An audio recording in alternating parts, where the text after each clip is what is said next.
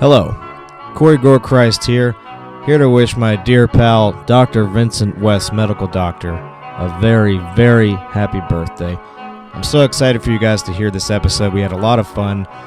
We chose The Prowler as the feature film for this episode, and this has been one we've really been anticipating and have held off since we started this podcast to do. It's one of the doctor's all-time favorite films, and rightfully so. It is a Tom Savini effects Marvel masterpiece, and it's just a straight-up gore fest, and it is really the blueprint for slashers, and still is, in my opinion. This is exactly what a slasher should be, and we had a lot of fun watching it together, and we hope you enjoy as well. Be sure to go to our Facebook page at the FANTASM Podcast and wish the doctor a very happy birthday. And, give us some feedback. Let us know your thoughts. Be sure to share our episodes, like, subscribe everywhere you can. We really appreciate all the support. And again, very, very happy birthday to my dear friend Dr. Vincent West, medical doctor. Love you, buddy. Enjoy the episode, and stay fucking gory out there, folks.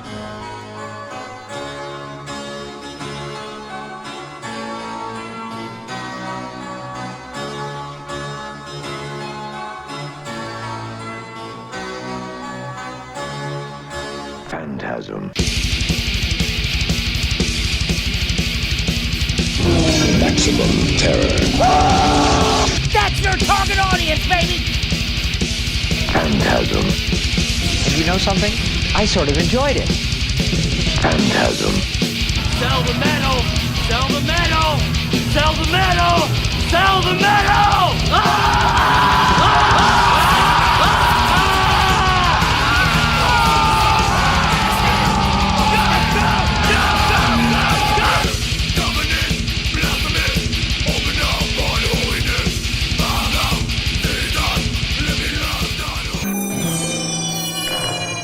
Phantasm. What the fuck is up, and welcome to Phantasm Podcast. I'm Corey Gore Christ. With me, Dr. Vincent West.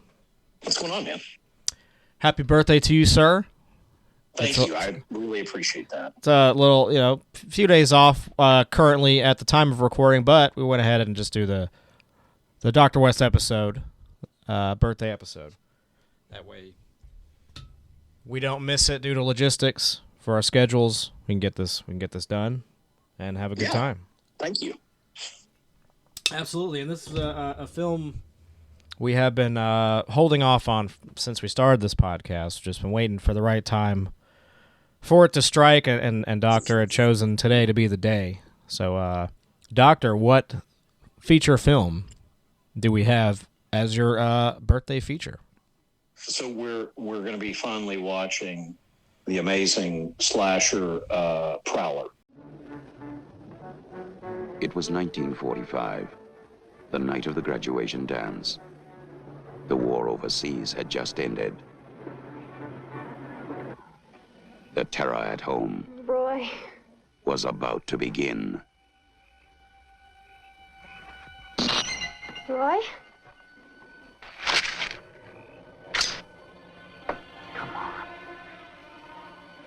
Come on, kid. Don't play hard to get.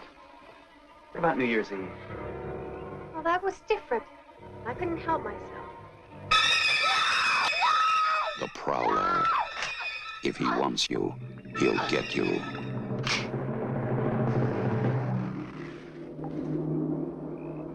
Tonight, the terror begins again. They never found out who did it. But it had to be someone in town, someone who knew that she was called Rose. And Mark, that guy still might be around here. Oh, and I don't believe this. You're talking about something that happened over 30 years ago.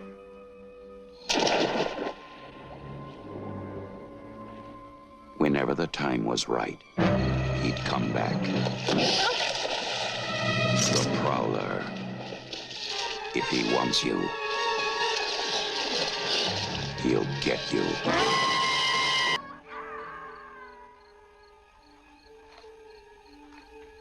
Night after night, he waited for her.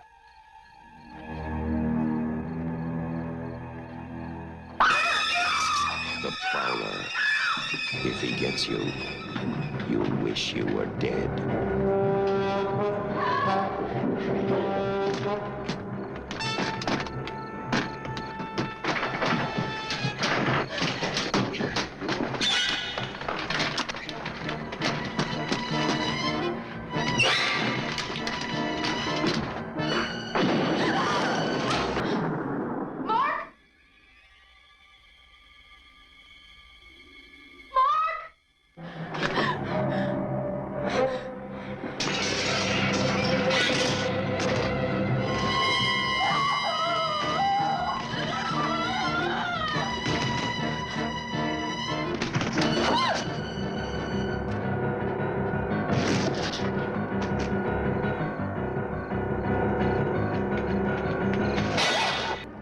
You may think you're safe, but you're dead wrong.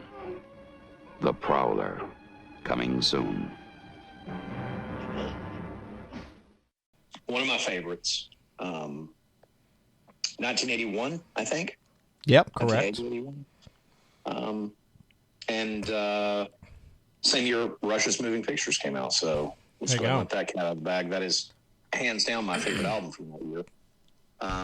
So March 12th, 1944, we got the letter here for someone missing someone. We don't want to give the plot away, but yeah, the Prowler. So we're finally unleashing this on the earth. Some Joseph Zito goodness. Of course, Joseph Zito did a little film called Friday the 13th, The Final Chapter. Amen. And I think he did Missing in Action, and he did a couple other, other good ones. We'll have to jump into his film bag later. You have to tell everybody about that. He's done some goodies. He doesn't have a lot, but at the time when this came out and up until, like 88, he had some really good movies and known for his cult style. I was thinking maybe he did Red Scorpion, but I can't remember. Did, yeah. That was his last film of the 80s he did. Missing in Action, Invasion USA, Red Scorpion. Did a couple films in the 2000s. Invasion USA is so fucking awesome. It is good. And before this film, he did a movie called, he did Abduction. And he did another film called Blood Rage, not to be confused with the other Blood Rage. Right, which is one of the classic Phantasm moments. Yes, it is. Yeah, I guess a quick surmise of the film. Film follows a group of college students in a coastal California town who are stalked and murdered during a graduation party by an apparent World War II veteran who killed his ex-girlfriend in 1945. So that's just the plot of that. I don't really know much about the actors in this. No, there's nobody. I mean, we'll have to do some digging here today for everybody. I'm sure there's some connections to something, but I couldn't tell you off the top of my head. Even I know I've seen this movie a million times. The crazy thing is, one of the screenwriters for this film, Glenn Leopold, he worked for Hanna-Barbera as a story editor, and that's a little... It's fucking awesome. Yeah, that's a little crazy. And terrifying. Yeah, it's, let's see. Series head writer, this is his credits. CB Bears, Dinky Dog, Yogi's Space Race. Amazing. The all-new Popeye Hour. Buford and the Galloping Ghost. He did a Godzilla one. The new Fred and Barney Show. That was great. I loved that. Scooby and Scrappy Doo, one of my favorites. Loved it.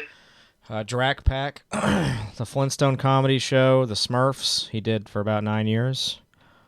Benji's Axe and the Alien Prince, Lucky Luke, Shirt Tales, the new Scooby-Doo and Scrappy-Doo show.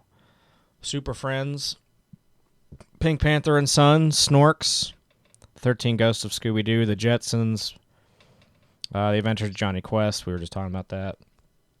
A bunch of Biker Mice from Mars he did. Fantastic Four he's written on. The comic? No, the show. Weird. This is all his writing credits. I was about to be like, holy shit, there's a comic connection too. I was going to, wow. Doug, the 90s Nicktoon, which is awesome. Sabrina, the animated series. Kong, the animated series. What was the one after Sabrina? Kong, the animated series. Oh, cool. And these are like all getting into the 2000s and stuff, but He still did cartoons after the Prowler. So right after the Prowler, he did Scooby-Doo and the Ghoul School, which is one of my favorite Scooby-Doo movies. The Adventures of Ronald McDonald, McTreasure Island. That's fucking creepy. The Town Santa Forgot. That's actually pretty awesome. Flintstones Christmas Carol, Scooby-Doo and Arabian Nights, Scooby-Doo on Zombie Island, which is definitely my favorite Scooby-Doo movie. Scooby-Doo and the Witch's Ghost, Scooby-Doo and the Alien Invaders. So, I mean, that's fucking creator. That's crazy. He created Ezekiel Rage on The Real Adventures of Johnny Quest. It's just weird. But yeah. Glenn Leopold. Co-wrote The Prowler. Not to be confused with the Leopold. Yeah, Jesus, I don't even know where that came from. Yeah, not to be confused with the. I've been watching the Muppet Show on Disney Plus, so I'm turning into those old men. Oh yeah. I'm just like heckling. I'm like, wow, this whole show sucks. Yeah, you're like, yeah. Those guys are. Oh, I love them. They're great. Have you watched any of it on there? Not the new one, no. No, it's not new. It's the classic ones. Yeah, I've seen the classic ones. Not on Disney Plus. Oh, dude, they're in like high def. It's insane. There's a Roger Moore episode. That's awesome. So the Roger Moore episode, I will get everyone that's listening, including Corey Hook, to watch it right now. So he walks in and there's like this no name like old Muppet guy, right? Mm-hmm. He's like, "Hey, it's James Bond." He's like, "No, that's just a role I play. My name is Roger Moore," and then Roger walks off, and then the old guy's like, "007 is here," and then out of nowhere, Roger just jumps in the booth with him and it's like chokehold, and he's just like, "Who are you working for?" It's fucking awesome. But it's disturbing. He's about to take this Muppet out. Yeah. It's so cool. Johnny Cash episode's really cool. The Christopher Reeve episode's really cool. The Sylvester Stallone episode's really cool. The Vincent Price episode's really cool. The Alice Cooper episode's really cool. The Gene Kelly episode is really cool. Nice. It's pretty awesome. We're about to get our first kill here of the night, and he's got his pitchfork, and this couple is about to get got here. This is going to be fun. Nice little tea lights there in the gazebo. Some gazebo action. Lights are out. Took his little hunting knife and, yep, it's about to go down. They've never really made a movie like this again either. It's just... And this is Savini's, I mean, he's in his heyday. He even credits himself to saying this is his best work, was this film. That's what he just, I don't know if I'm going to go that far. It's his most brutal. Well, for him, he said that this was his best work, is what he thinks. But I mean, let's think about this. Now I'm doing this. I am not looking on the internet, kids. I'm just a fan of his makeup. So let me just do this in a row. You ready? Yeah. So. Oh, there we go. Pitchfork time. Boom. So you got Friday the 13th, and then you've got The Burning, and then this. I don't know if this is before The Burning, or I think this is before The Burning. Yeah, because I think The Burning. Well, no, The Burning was. I mean, he's just not. And then, because I think The Burning's 82. I'm not sure. We can have you double check that. Maybe I thought The Burning was back to back with Friday. One of these films were. Okay, I didn't know that. Maybe I thought one of them was back to back. But the point I'm trying to make, you've got Creepshow in there somewhere too. The Prowler. Yep. Yeah, we'll look at that in a minute. Now it's 1980. The only part of this movie, and this is not a spoiler for anybody, this is just something I wanted in the end credits as a kid. I think they should have got the rights for AC/DC's Night Prowler. Hell yeah. Night Prowler, get out of my way. Night Prowler, will belong to Scott Goodness. Would have been a good one. Yeah. But they would have spent their whole budget on getting the AC/DC song for the film. Right. But I always thought she was hot, the chick in the purple. Mm-hmm. Let me see the chick in the purple needs some serious cock. In my opinion, I always have a thing for her. A lot of the other women in here, I'm just kind of like, oh, that's cool, whatever, you know. Let me find this.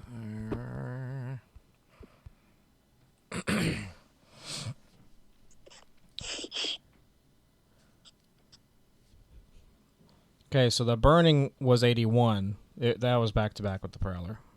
Okay. The one he did back to back with Friday. Is it first? Burning is before Prowler. So it's Friday, Burning, Prowler. Well, we forgot about one that was back to back with Friday the 13th. That was Maniac.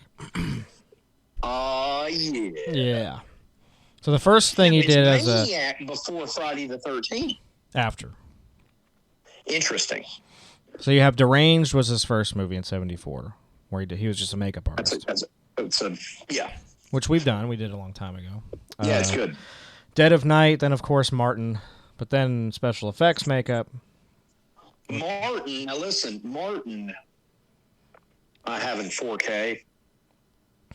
It was put out in Europe, but it's region free. I don't know if you know that all 4K stuff is region free. Huh. For any of our listeners in France or Germany or Australia or wherever you're at, you can buy a U.S. Blu-ray just like we can buy an Australian or a French 4K disc, and it will actually play anywhere. Nice. It's the first time this has ever happened where everything's just completely uncoded. Yeah. Now, the Blu-ray won't play that comes with it, but the 4K will. Interesting. But Martin, I've got Martin in 4K, and I've got Dawn of the Dead in 4K. Nice. Those are great Romero stuff. But yeah, I always forget about Martin. So Martin was before Dawn. Oh, yeah. Okay. I just realized I didn't even have the damn subtitles. There was a thing I used to rent at a local video store in Florida when I was growing up. It was called Scream Greats. Huh. And there was a Tom Savini version, and it was him, like in his workshop and working on everything. And I'm a huge fan of his, even though he's a tool in real life. But yeah, fun story. And I shouldn't air this out, but I'm going to anyway. Here you guys go. I had asked him, unprofessionally, because I don't know Tom Savini, but I asked him unprofessionally, several times to come on our podcast, and he would just jerk me off and tell me he would. And of course, Corey the whole time's like, he's never going to fucking do it. The guy's a dick.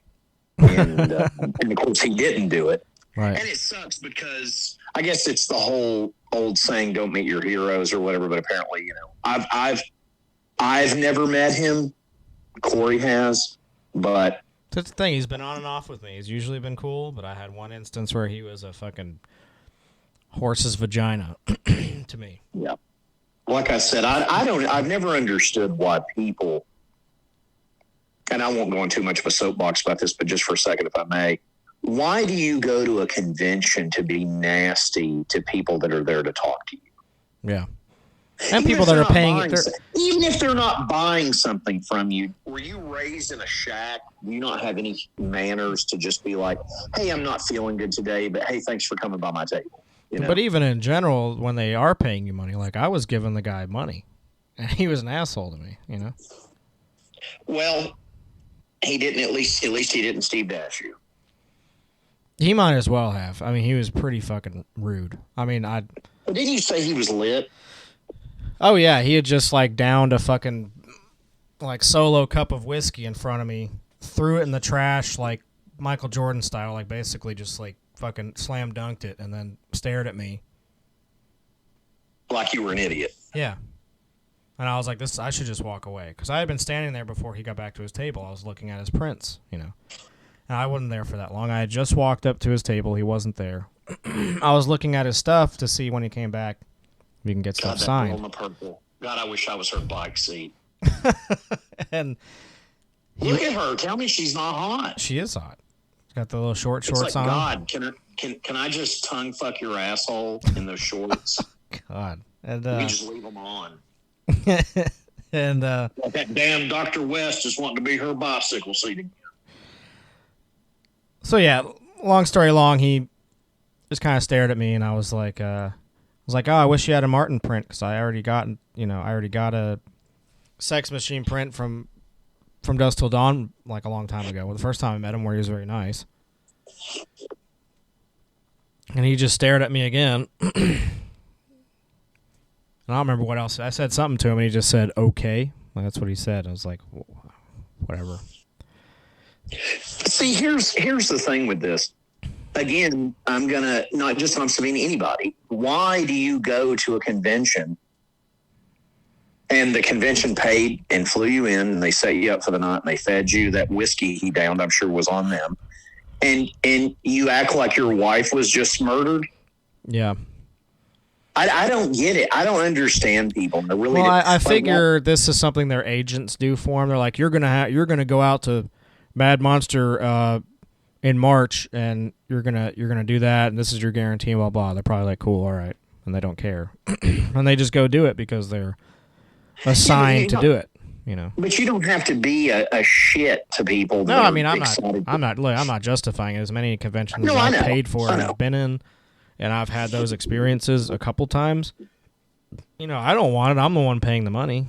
You're the one making the money, whether I give it to you or not. You know, this is still a job for you where you should still act professional in, regardless of what's going on that day. I understand. It's unbelievable. People are human, but you know, I'm not going to pay you $60 for you to be a fucking asshole to me. I'm just not. You know. He was an asshole to me. Malcolm McDowell was a fucking asshole. I mean, you know, and I paid him a lot of money. It's like, I'm not even a big fan of his. It's like, Clockwork Orange is the only movie I give a fuck you ever did, and you're going to be an asshole to me about it? Like, I have an ad. It's like, I'm not getting into this convention for $200 that I paid, plus giving you $60 for you to be a fucking, just a penis. You know? Malcolm, I don't think you've ever told me. If you don't want to tell it on the air, we don't have to. He wasn't as bad as Tom Savini, but he was just a fucking. What did Malcolm McDowell do? He was just a rump. I don't know how to explain it. He just wasn't nice. He was just kind of like an old dick. You know. Well, I mean, give me an example. Like, what did he do? I don't know. I was just talking to him. He was like, well, you know, blah, blah, blah. He was just a fucking condescending asshole. Like, you couldn't really talk to him because he was just an old shit. Yes, he was just kind of a prick, and you know, he wasn't nice. That's for sure. And I didn't take it the wrong way. He was being a fucking a dick. And the way he signed his signature on my thing looked like I signed it, so it doesn't even look real. He signed it like a 2-year-old, and I'm just like, dude, really? You just like scribbled on? I paid $60 for this shit. I know he's not stupid. He's a very intelligent guy and a very good actor, and then he just totally took a dump on me for no reason. Like, I didn't say anything to him, you know. Just like, he's hey. a guy. He's just like, good God, get me out of here! I haven't had a bowel movement in 2 weeks. Pretty much. It's like you didn't take your fucking. I'm off the ad, by the way. I don't know where you're at now. I'm at. Let's get synced up. I'm at 1709. Jesus. Okay. Wow, what's wrong? I was at like 1730. Okay, hang on. 1709. He's lacing up his boots. Yep. And on pause. Okay, sorry. No, you're good. But you know what I mean? Like, I've never understood why anybody. Like I said, I didn't say anything to him. I wasn't like, hey, I think you kind of suck, but will you sign this? I was just like, hey. God, I wish I was that lotion. I was like, I really love your movies, and I wish I was your lotion. You know, I was saying nice things to him. And then, you know. I just want her to just derobe on my face. What can I say? I'm just saying. She's very attractive. She is attractive. But yeah, I don't know. Going to those conventions and stuff. Oh, yeah. Oh, there you go. There's part of it. Look at that old guy. He's about to have a heart attack. I know, I'd be fucking stroking beef. Just beef stroking off. Yeah. No, not to get There's Dr. West right there. It's like, I don't get any pussy. No one does. Not to get into a rant about conventions like I've done a million times on the podcast, but that was the whole thing. I was just stating that I don't understand why people, you know, that's like when the guy that plays Dante from the Kevin Smith stuff attacked you while we wouldn't even pay to meet him, and he just came over and fucking shit stomped you. He's like, "Why are you a Jets I mean, fan? I You got a saw fucking him do it. Baltimore Ravens he mask." Literally read you the riot act in front of me for no reason. He was nowhere near us, and we were not paying to meet him. Yeah, he just walked up and kind of sniffed my balls while I was standing there next to him. And he stands up out of his table and he's like, "You a fucking Jets fan why are you wearing a Baltimore Ravens fucking mask on?" I was like, "Don't fucking bust my balls, dude. Go sit down. I can like whatever the fuck I want." He did. He spazzed on It's not like I was wearing a fucking Bills, a goddamn Bills mask or a fucking Miami Dolphins hat or a Patriots jersey. It's like, whatever. He's like, "Well, why aren't you wearing a fucking Jets mask?" He fucking. And then when Brian O'Halloran straight up flipped shit. I mean, he wasn't like mad. He was just trying to bust my balls. But then, but it was still really rude. And then, and then afterward, PTSD, like the dude runs up on top of us. He's like, "You're not a fucking Jets fan." Yeah, and then whenever I told him what the deal was, he was like, "Oh, okay, all right." I was like, "It's like you Kevin Smith actors are going down like flies with me, so you better watch it, buddy." Had enough. It's like, go away. I mean, I'm going to tell you something really funny. I mean, I should have just hiked my leg up and fucking farted right in his face. There is a shop. Listen to this. There is a shop down here in Florida, okay? It's very small, and it doesn't really have a lot of comics. It mainly has, like, figurines and stuff. Yeah. And they had him there doing a signing, okay? And this was I think this was either last year or the year before last. I can't remember. I'm sure the line was around the building. Go ahead. Oh, no. Are you ready for this? The guy that ran the shop, and I don't really know the guy, but I was just, kind of hanging. He was just like, "Do you want to meet him?" It's just like, "No, I'm good." And this is after we had dealt with him, and I was just like, "No, I'm good. That guy's kind of a fucking douche." and there was no one in there, and he's like, "Hey, guy, you want a free autograph?" I'm like, "No, I'm good." Yeah. Like, I just walked out. It's like, I already got the free ride. My friend. I appreciate you fucking curb stomping my friend for wearing a fucking. Who is a fucking Jets fan? He's like, "Oh, okay. It's like, yeah, don't believe me, you fuck. I got nothing to prove to you. Well, and the dude that plays Randall, who we were meeting, was actually super nice. He was very nice, but it's they're the opposite in person. He's actually the Randall in person, versus the guy that plays Randall is more of the. He's just a fucking ball buster. It was just like. The worst part wasn't him trying to call me out because I get it. Put your jackhammer up, you fucking Jersey fuck. Like you're. I mean, you know what? Here, since Kevin Smith isn't here, here's street sweeper up. Here's what I want you to do. Next time Kevin Smith is at the same convention, and I'm here, I will wear a Jets jersey for you and no other NFL memorabilia. And I want you, while I'm wearing a Jets jersey, to pull down Kevin Smith's pants in front of the convention and start blowing him, because you owe him that. Because otherwise, you wouldn't even fucking be here. So, I'll wear a Jets jersey for you if you give Kevin Smith a BJ in front of me. That's the only way I'll accept that. For Mr. O'Halloran. Yep, for Mr. O'Halloran. Yeah, I mean, like I said, to go back, because I'm getting off track, I don't know why people go to these conventions. This guy looks like Ashton Kutcher. Well, now he's dead. Oh, shit. Oh, top of the head through the neck. That's what I'm talking about. Fuck yeah, dude. Prowler's already great. The first two kills of this are better than half the kills I've seen in horror movies around this time, because they didn't give a fuck at this time. 81 was free game. You can be as gory as you wanted to. His eyes. God, that's terrifying. They're completely white. This is so good. And he's still alive, too. Got some nice titty shots here. Just clean the blood off my knife. You got about 22, 50, 58, 59. You'll see some titties there, Mr. Skinless. Always on your side for horror movie nudity. Yeah, she's about to get got, too. Got the side boob here. About to get the side slash. Remember, he already came by and scared her once, so now she's like, "Oh, stop it." Fuck yeah. Oh, it's pitchfork time again. Yes, it is. Boom. With the titties jiggling and the pitchfork going in. That's a beautiful shot. Yes. And this movie is just, it's one of the goriest by far.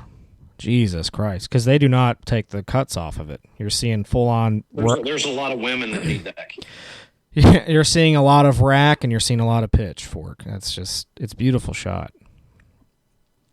Yeah. Cut birthday cake, or we together? Yeah, we're good. Oh, there's my girl. There's your girl, yep. You want to cut her cake. And, of course, she's with a tool, of course. Mm-hmm. With a mullet, yeah. 80s mullet. It's the Kevin Bacon mullet. It is. It's the bacon mullet. That is the bacon mullet. Which I'm proud to say, because I grew up in this time period, I did never have that cut. I don't take you for a mullet guy. I just don't. I just had the bowl. Yeah, the bowl. Which I had the bowl. And then eventually just the straight up long hair. Yeah. I had the bowl, and then I had the bowl for a long period of time. For most of my young life. You can see the guitar player's hair with the Gibson Les Paul. He had a John Denver mullet, or a Kenny Loggins mullet. Man, I mean, that is a... See, I never had that fucking hair. That's a dirty rocker Bob mullet. Seger. That's the Seger mullet. That's pretty bad. That's the Seger feather mullet. Or if you get it at Party City right now, it'd be called the dirty rocker mullet. Right. That is the dirty rocker. No, that security guard, police officer, whatever, that sheriff guy, that's the John Denver. What he's got. Yes.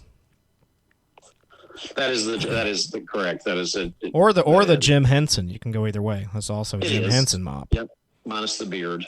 It's the Henson mop or the Denver mop, whichever one you think of first. And I've seen that guy in a movie before. Like I said, there's probably something going on with it. The cop's trying to fuck my lady. I'm not into that. Everyone's trying to fuck her.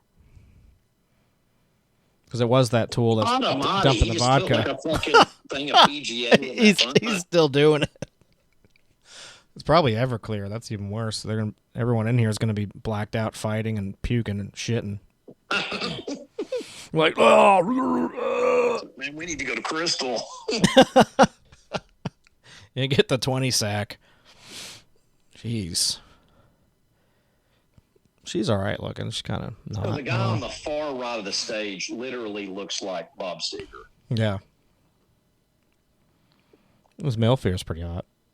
She's got a big schnoz, but that's all right. It is Bob Seger. Oh, that's that guy that saw the rack. The guy singing in the green shirt looks like he's the main guy from Dire Straits. Isn't it that old guy that saw the rack earlier? I don't know. So he's been stroking it all day. He's like, excuse me a moment. He needs to go back to the bathroom. He's been fucking whacking it all day. Just learned her dress. Yep. Yeah, whoever drinks that punch is gonna wake up in a fucking jail cell somewhere. It's like, jeez. Poured like a whole fucking fifth of that shit in there.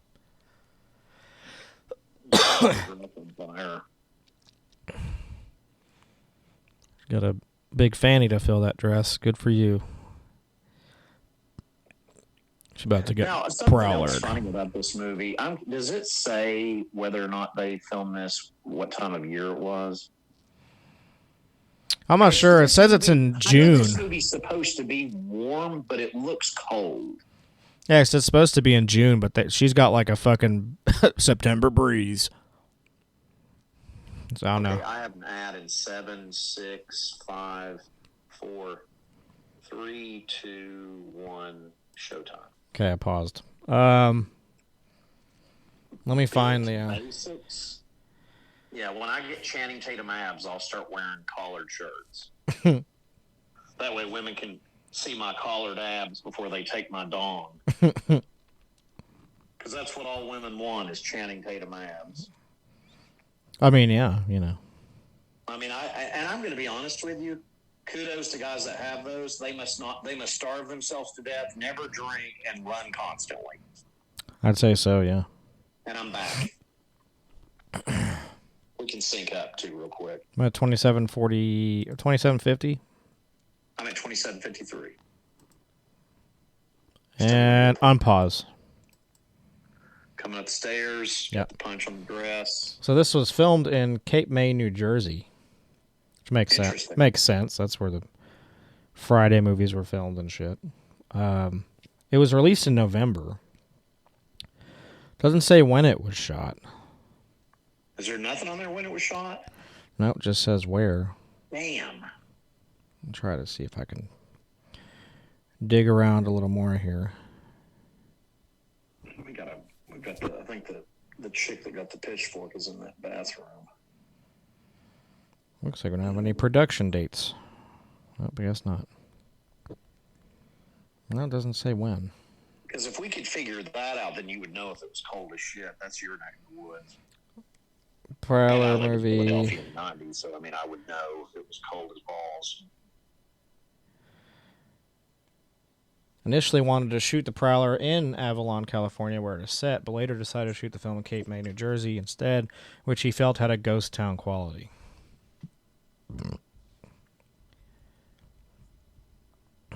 I can tell you one thing. The chick that just had the punch on her dress is definitely wearing some suntan pantyhose, and those would get torn off and in my mouth.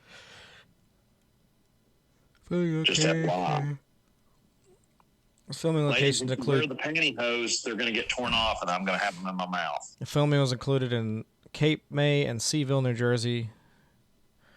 Just call me Pantyhose Prowler. Look, she's wearing panty. I'm telling you, she is. She is, yeah. It's like cool to sit on my face. Well, fuck your big blonde buns.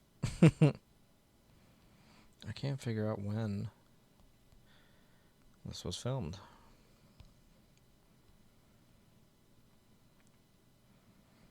So this is saying June 26, 1981 is when it came out, but I have other ones saying it came out in October and November. I can't believe there's not a production date. Well, let's see. It opened regionally in Louisville, Kentucky, and Dayton, Ohio on June 26, 1981. Followed by the release in Kansas City, Missouri on September 4th, 1981. Premiered in Los Angeles on October 9th, 1981. Overall ranked 135th at the U.S. box office for the year of 1981, earning less than $1 million during its theatrical run.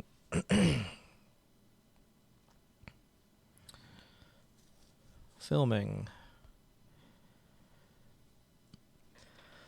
Film was shot over a period of 6 weeks, which consists of 6 days of work, beginning in October 1980. So it is October. Which means it was cold as fucking dick in Jersey. I can tell you that. Oh, is that when they filmed it? October, yeah, 1980. So it was released almost Oh, yeah, it would like be a year cold. later. Yeah. Yes, sir. Well, she's running from the Prowler. Won't run far. I mean, he like fucking sprints too. That's not a joke. Excuse me. This movie, in my opinion, is the perfect blueprint for what I like when someone asks me, hey, what are your favorite top horror movies? And I'm like, slashers. And they're like, oh, you mean like Scream? And I'm like, no. Like a traditional slasher. And that's what this is. This is no frills, no bullshit. And you figure this is just a year. That's the guy that was beaten off. Yep. He's like, I want to see your French boobs again. He's like, let me see them pantyhose legs. And that's annoying because he's just fucking there for no reason in the middle of the goddamn woods. Like, trying to... Oh, there you go. Now you can wear that as a mask. He'll be beaten off here in a minute. He'll be beaten off in it. In that little dress piece he ripped off. But Oh, my God, Mark. You know, I feel like a lot of movies try too hard. And I'm not talking about Scream. I'm just saying try to do slasher stuff and it just doesn't work. Yeah. I mean, this is the standard, really. And I'm going to tell you something else. There's a lot of things that I like, but I feel like a lot of people especially with the slasher genre. I feel like a lot of people try too hard, and it's more about a mood and a moment, in my opinion, than a big production value or a great cast. Right. You know, this is a true story, Corey will tell you, I've wanted to chase Corey's cousin with a chainsaw for about, 3-4 years? Yeah. Cover him in fake blood. I think I came up with this idea during COVID, and I wanted to just have Corey film me chasing Byron with a chainsaw. Because I think it would be hilarious. Yeah. And I wanted to dress him like a reverend or something, and then cover him in fake blood. And then just chase him while he's screaming bloody murder. Yeah. And the other fun twist to this was we weren't going to tell, I wasn't actually going to tell Byron that I was chasing him. Yeah. I was just going to show up and start chasing him. So he would literally be running for his life while Corey's filming him with like a speed cam. But, to me, I think there's too much, and I'm a huge fan of this genre, and I know you are. Yeah. You and I have that in common. But I feel like, are you with me on this? I feel like people put too much thought into it. Yeah, because at the time, to me, it's all about a mood. If you can get the mood and then capture it on film, you're done. It's done. It's over. Which Zito already had that eye for the kind of thing, even with Final Chapter too. I mean, where he filmed these in similar places, where he even got it down to the filming locations. It's like, this place just looks like a ghost town, so let's film it here. I mean, you could make an argument that this is just this movie is also just, I love Maniac, but I don't think Maniac is shot as well as this is for a slasher. I think this movie's more menacing.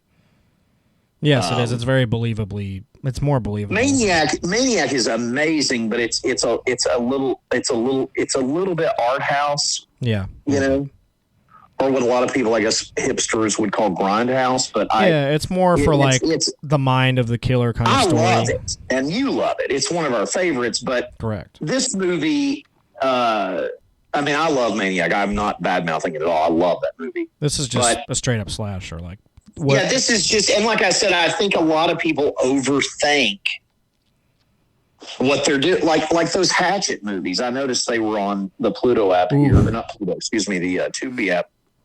I can't get into them. I love Kane Hodder, but I can't get into those films. And plus, they're over the top. They're goofy. They're supposed and that guy, he's overthinking it. I don't like the lighting in his films. See, this movie, like right now, we're in a lit hallway, right? Yeah. But it's still creepy as fuck looking. Yeah, it's kind of grainy looking, and it's the DP on this, the director of photography on this, did an amazing job. And that shot just a second ago, where he doesn't know, he just thinks someone's taking a shower, but he's kind of skeptical. Yeah. And you see both bodies just in there. Really, they show a quick shot of it. That's right. It's visceral. And the little like I said, and again, I'm not knocking Maniac. If someone thinks that I'm not saying what I'm doing, I love that movie. Corey and I saw it at a film festival down in Florida a few years ago. It was great. But it's a great film. This is just, I'm just saying, but for the slasher genre, I think a lot of people overthink it. Well, this movie's actually supposed to. I have an ad. Sorry. Got it paused. I know this is censoring you, but that's why last year I think I just fell in love with the original Friday the 13th for the first time since I was a kid, because they're also serious. Very menacing. That movie is menacing and it's visceral. They're serious movies, whereas the slasher. Will you give me Donna's long suspension? And we need to do that for the podcast. I'm back already. Short. Hold on, let's sync up. I'm at 36:50. And unpause. Thank you. But yeah, I don't think we've ever done that for the podcast. That fucking movie is fucking brutal. Yeah. Well, the thing between then and there are people listening to, oh, Dr. West, you just realizing that? No, but I'm more of a Jason guy. Like, I'm kind of cliche like that. I just like watching Jason kill people. But The first movie is really well shot. It is, you know. It's got a really nasty, gritty production value. And it kind of feels like maybe March or April. It doesn't really feel like summer quite yet. Yeah. And that movie is just menacing. Yeah. And a lot of people don't know this. What's supposed to be Jason's mom, Betsy, walking around killing people, it's actually Savini. it is, yeah. So, Well, you know, the famous scene where she gets her head cut off with a machete, you can see, like, his fucking yeah. hairy hands in it. It's pretty funny. Yeah, it's great. But, yeah, I think the difference between... My favorite kill, actually, to kick the movie off is the chick. You know, it's got a death curse. Let me do that real quick. It's got a death curse. The one that's in the shower, the one that gets... No, the chick running through the woods and she backs up in the Jeep, that's all Savini. Oh, yeah. He takes her, he's wearing the gloves, he takes her out with the knife. Yeah. In the woods, the bitch that was hitchhiking. The very first chick. Yeah. Very first kill. And you watch that, you watch this. Can you guess what my favorite one is? My favorite one is mainly... It the cancer cover? No, but that is a good one. My favorite... But what's my alternate? Because I've said this to you a million times. If you don't get this... It's probably my favorite one. No, there's no way in hell it is. I bet it is. No, and when I tell you this, you're going to feel crazy for not saying it. Well, I'm gonna say it, and I'll see if I'm right. Okay. He's like, "Hey, what are you doing out in this mess?" Oh, love it. That's my favorite kill in the movie. Do you not remember? I have literally been on trips, yeah, and I have walked up drunk to fucking dwarf fucker and act like I'm doing that kill to him. Yeah, just be like, "Hey, what are you doing out in this mess?" Oh, and he's like, ugh. 2 reasons why I love that kill. Was your favorite? Well, my God, we really are. That's my favorite. Like in the same. Oh, it's fucking rad. Plus, that guy was annoying. Yes. Here's the weird part of it. The first thing is the reason I like it so much. Also, is I love how he sets the body up later, where he just hangs. He hangs out in the fucking doorway and like swings at him later on. She. But it's Tom, so I know what you mean. Yeah. Yeah, that, and I just love how it has that shot with like the flashlight and all that. It makes it seem very, very claustrophobic in a way, even though it's out in the open.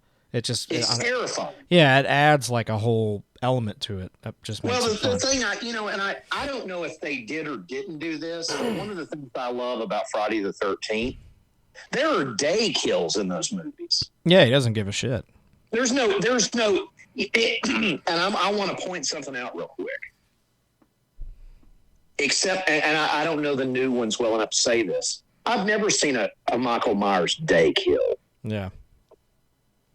Name it. I've never seen it. There's no Michael Myers day kills. Motherfucking Jason's like, oh, it's noon, you're having lunch, you're dead. Yeah.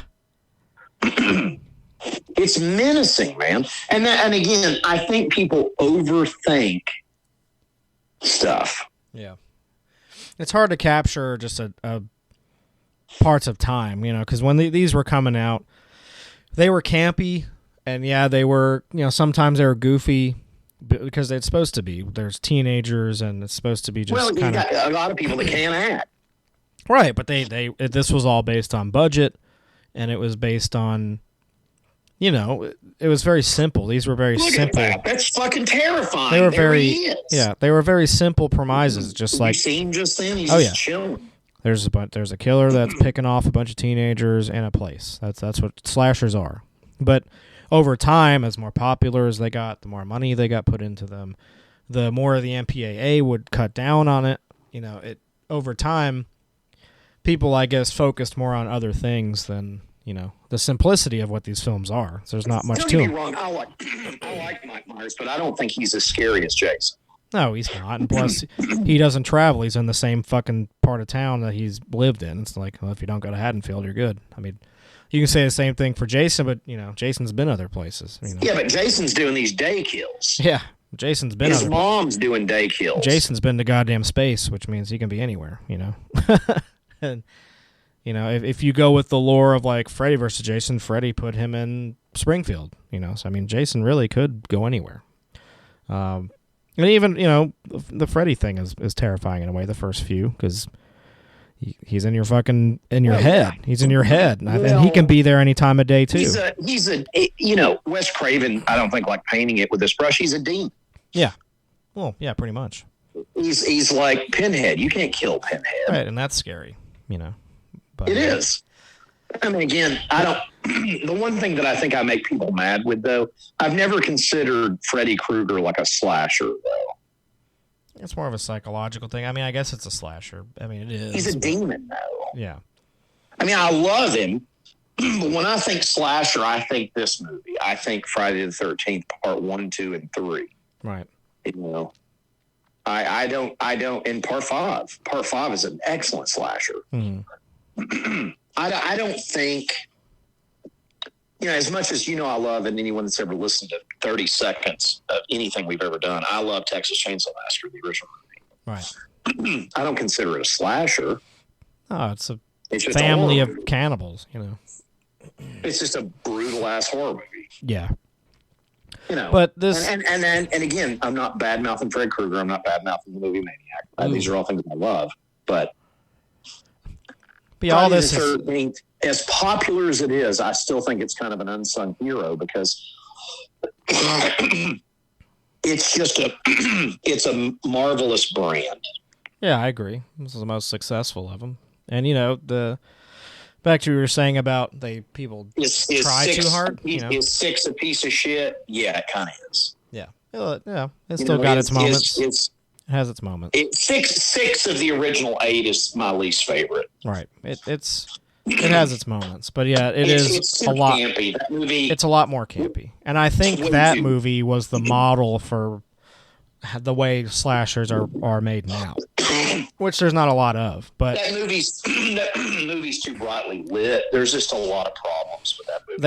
They made it very goofy and a little bit too National Lampoon, as you like to call it, and then I think that, as I just said, was the model for the way people make slashers now. It's like, we got to make it like Friday the 13th Part 6, where it's gory and it's cheesy, but it's also like a fucking dark comedy. It's like, it doesn't have to be like that.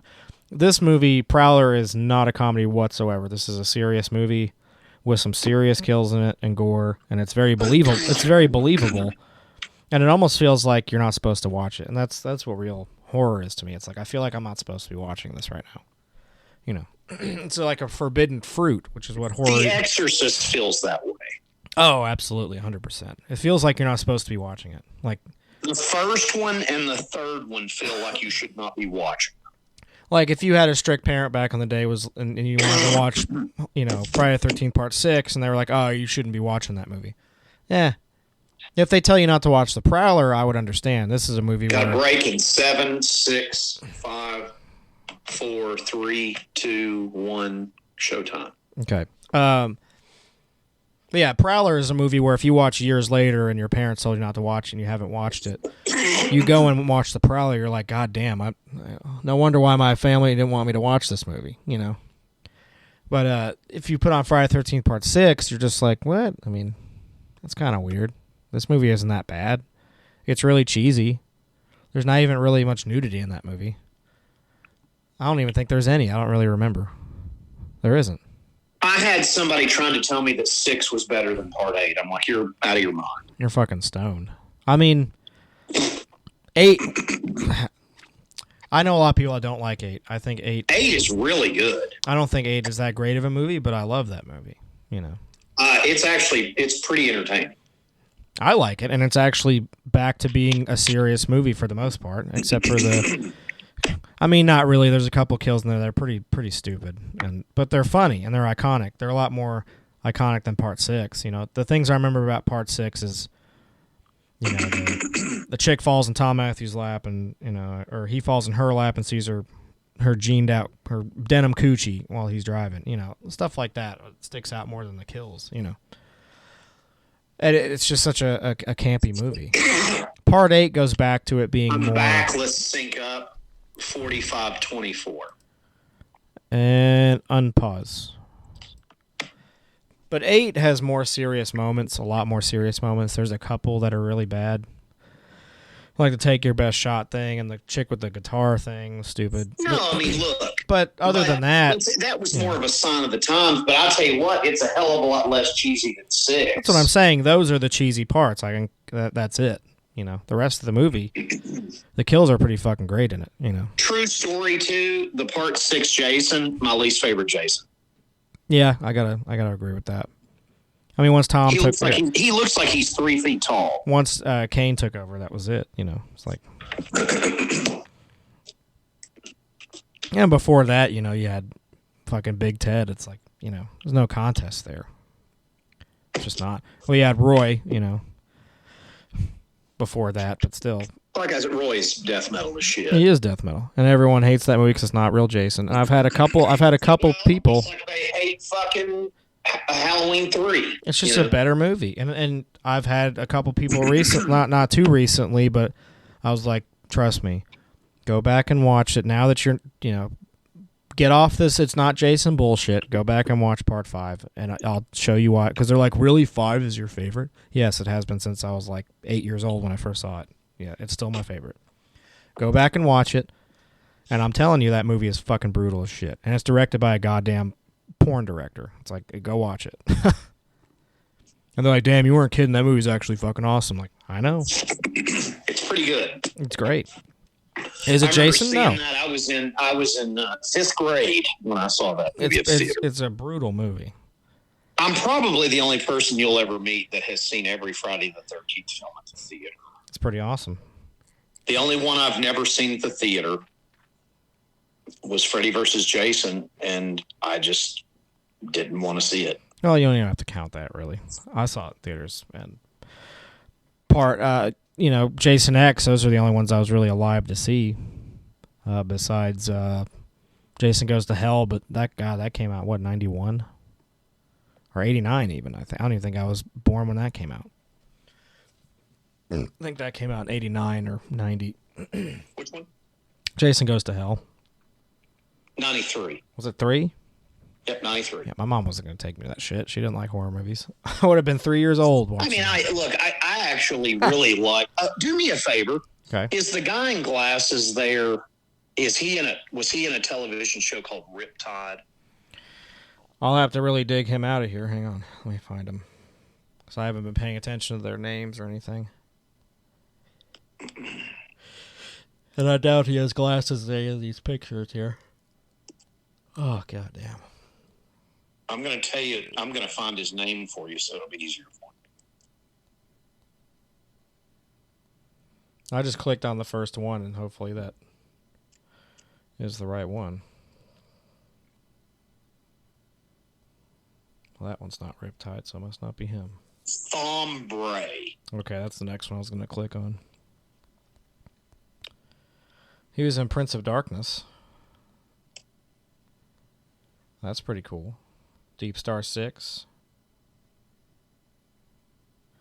Yep, he sure was. Boom! He was Murray Boz Basinski in Riptide. There you go, kids. Dr. West, still good at his shenanigans on his films. There you go. Got a bunch of people here taking a swim, not knowing there's a shark. But, you know, it's like, I think, you know, because anybody can like whatever, and that's fine. I'm not even talking about that. But to me, if you're going to make a good slasher film, if someone gave Corey and I a shitload of money and they're like, hey, go make a slasher film, it would be like this. It's going to be old school. It's going to be predictable. We're not trying to rewrite the fucking wheel. We're trying to give you something. Oh, he just kicked that bitch right in the face. Jesus Am I Christ. right? Yeah. And the funny thing is we wouldn't even need a lot of money because these movies weren't a lot of money. Oh, it's the girl I love. He's killing her. Yeah, he's killing her. He's killing her. I mean, she just got kicked in the face. She has no idea where she's at. Right in the schnoz. Good God. That was probably steel toes, too. He just fucking... She's not bleeding. Yeah, she's just flopping around. Has no clue what the fuck's going on. Well, don't swim back up there. He's just going to get you again. You got kicked in the face. I just sit right in the middle. Ah! He doesn't give two shits. He's in the water now. A little neck slice. Oh, yeah. And it's in there, too. That's not just like a little... That's straight up in like about 2 inches nice deep. Little hot buns that she's squirming around while she does, too. Yeah. Jesus. It's still like her lips on my buns hole. Oof. You know, like I said, this movie's just very visceral. The gore in it's crazy. I mean, it was before the MPAA really cracked down on this stuff. So it's just a free-for-all of gore effects they could do for this. Whereas, you know, I mean, now there's a free reign again, but there for a long time, you couldn't make movies like this anymore. Well, the funny thing is and now it's just CGI'd a lot. It's too over the top. It's not as fun. I mean, that's just a simple... like I said, if someone gave us a bag of money, it's a simple throat slit. go make your slasher, Dr. West. It would be very similar to this. Yeah. Modern looking, but the lighting would be very specific. The kills would be very specific. The killer would be very specific. But is it going to be predictable? Yes. And I've never denied it being otherwise on here, have I? Well, you got to follow the model. I mean, the model's perfect the way it is. Just make your own story. Right. Make your own story. You don't fuck with something. You give people something new to watch that's in an amazing genre, you know? And familiar territory where people are excited by this simple... Right, people that are into because I'm going to be completely honest with you, there has not been a good slasher in years. It just hasn't. Yeah, I don't know the last one, really. Nothing like this. I'm tired of these people. Oh, It Follows. That movie's a piece of dog shit. What movie? It Follows. Oh, that's not even a slasher. That's just a stupid... No, but everybody's like, it's fucking bleh. It's like, dude. Oh, I know. I'm sorry. You're a fucking dumb shit. Yeah, it's just bad. People But a tell lot of people that like that don't like these kind of movies. They like ghost movies and jump scare shit, and I get that. The problem, and look, and I know you're a fan of this stuff, and I'm getting ready to pitchfork it to death with my... People have their own flavor, you know. I'm going to use my birthday pitchfork to pitchfork it. That Midsommar director and Hereditary, those are not fucking horror movies. Those are like artsy thrillers. I don't consider those movie horror films. And there's too many people throwing that word around. You know, it's like these deathcore bands saying that they're death metal. It's like, no, you're a fucking deathcore band. Yeah. You know, and that's fun. Do your own thing, but claim it. I've never claimed to be into anything that I wasn't into. Like, I don't walk around going, man, I'll tell you what, man, I fucking love me some fucking deathcore. I've never said that because the whole fucking genre is dog shit. And I've been very brutally honest about that on this podcast for years. Have I not? Yep. But hey, if our fans that listen to us like it, hey, go for it. You're just never going to be hearing those artists on this podcast because it's never going to happen. Just because I just can't. I can't do it. I don't like it. I think it's dumb. We'll do it live. It's a bunch of people that are younger than me that think they're tough. And it's like, you're not tough. I'm tough. I've lived tough. You know? And it's the same with making a fucking horror film. Midsommar, the director of that and the guy that did Hereditary, he's very talented. Do I consider that even remotely my genre of horror movies? No, I don't. Oh, here's the teacher I like. He's a very talented guy. But it is not my kind of thing. She got blood on her stockings. I killed your girl than mine in two different ways. He just straight up stabbed blood her. Blood on the stockings. See your pantyhose? Yep. Blood on the stockings, kids. It's great. But you know I have an ad. Like, Ad. Ryan Reynolds. I got it. I don't think that people understand that. It's like everybody trying to get me, man, you didn't like the witch. You didn't like the witch. No, I didn't like the fucking witch. Yeah, I wasn't a fan of that either. Here's another one everybody's gotten in my ass about. I've not even told you about this. You didn't like House of the Devil? You didn't like House of the Devil? Never seen that. I didn't. Or Mark of the Devil, or whatever the fuck it's called. That movie sucks. On pause, I'm at 54:32. Where are you at? Get to 54:40 and let me know. Oh. Okay, he's in the jail with a cigarette he hasn't lit. And unpause. But do you know what I mean? Like, you didn't like that Mark or House of the Devil? It's like, no, it was a fucking piece of shit. I got through like 20 minutes of it. It's terrible. I've never even seen it. Everyone whacks off about that fucking movie. It's the hell look, is it? It's supposed to be like in the 80s. You know, like you just look it up. I don't even want to talk about it. I am by no means promoting that piece of shit on this podcast. Fair enough. Yeah, I've never even seen it. And everyone's like, man, it's fucking awesome. You didn't like it. You didn't like it. You didn't like it. It's like, no, I didn't like that. Well, the Prowler doesn't like it either, and there's about to be another shish kebab kill. I couldn't get into it. I'm not saying it's bad. I just couldn't get it. That's not my type of horror film. This is my type of horror film. It's the same thing with that The Witch movie. I was never going to like that film. Yeah. You didn't like The Witch? No, I did not. You know, it's just not my kind of horror film. I said everyone has their own flavor. I hate to just nuclear bomb this, but those Halloween remakes suck. No, they're bad. They suck. I think the Exorcist movie that's coming out is going to suck. I hope it doesn't, but I think it's going to suck because that Gordon Green dude's doing it that did those Halloween movies, and those movies suck. Yeah. Especially the third one. The third one was fucking god-awful. Good God, it was bad.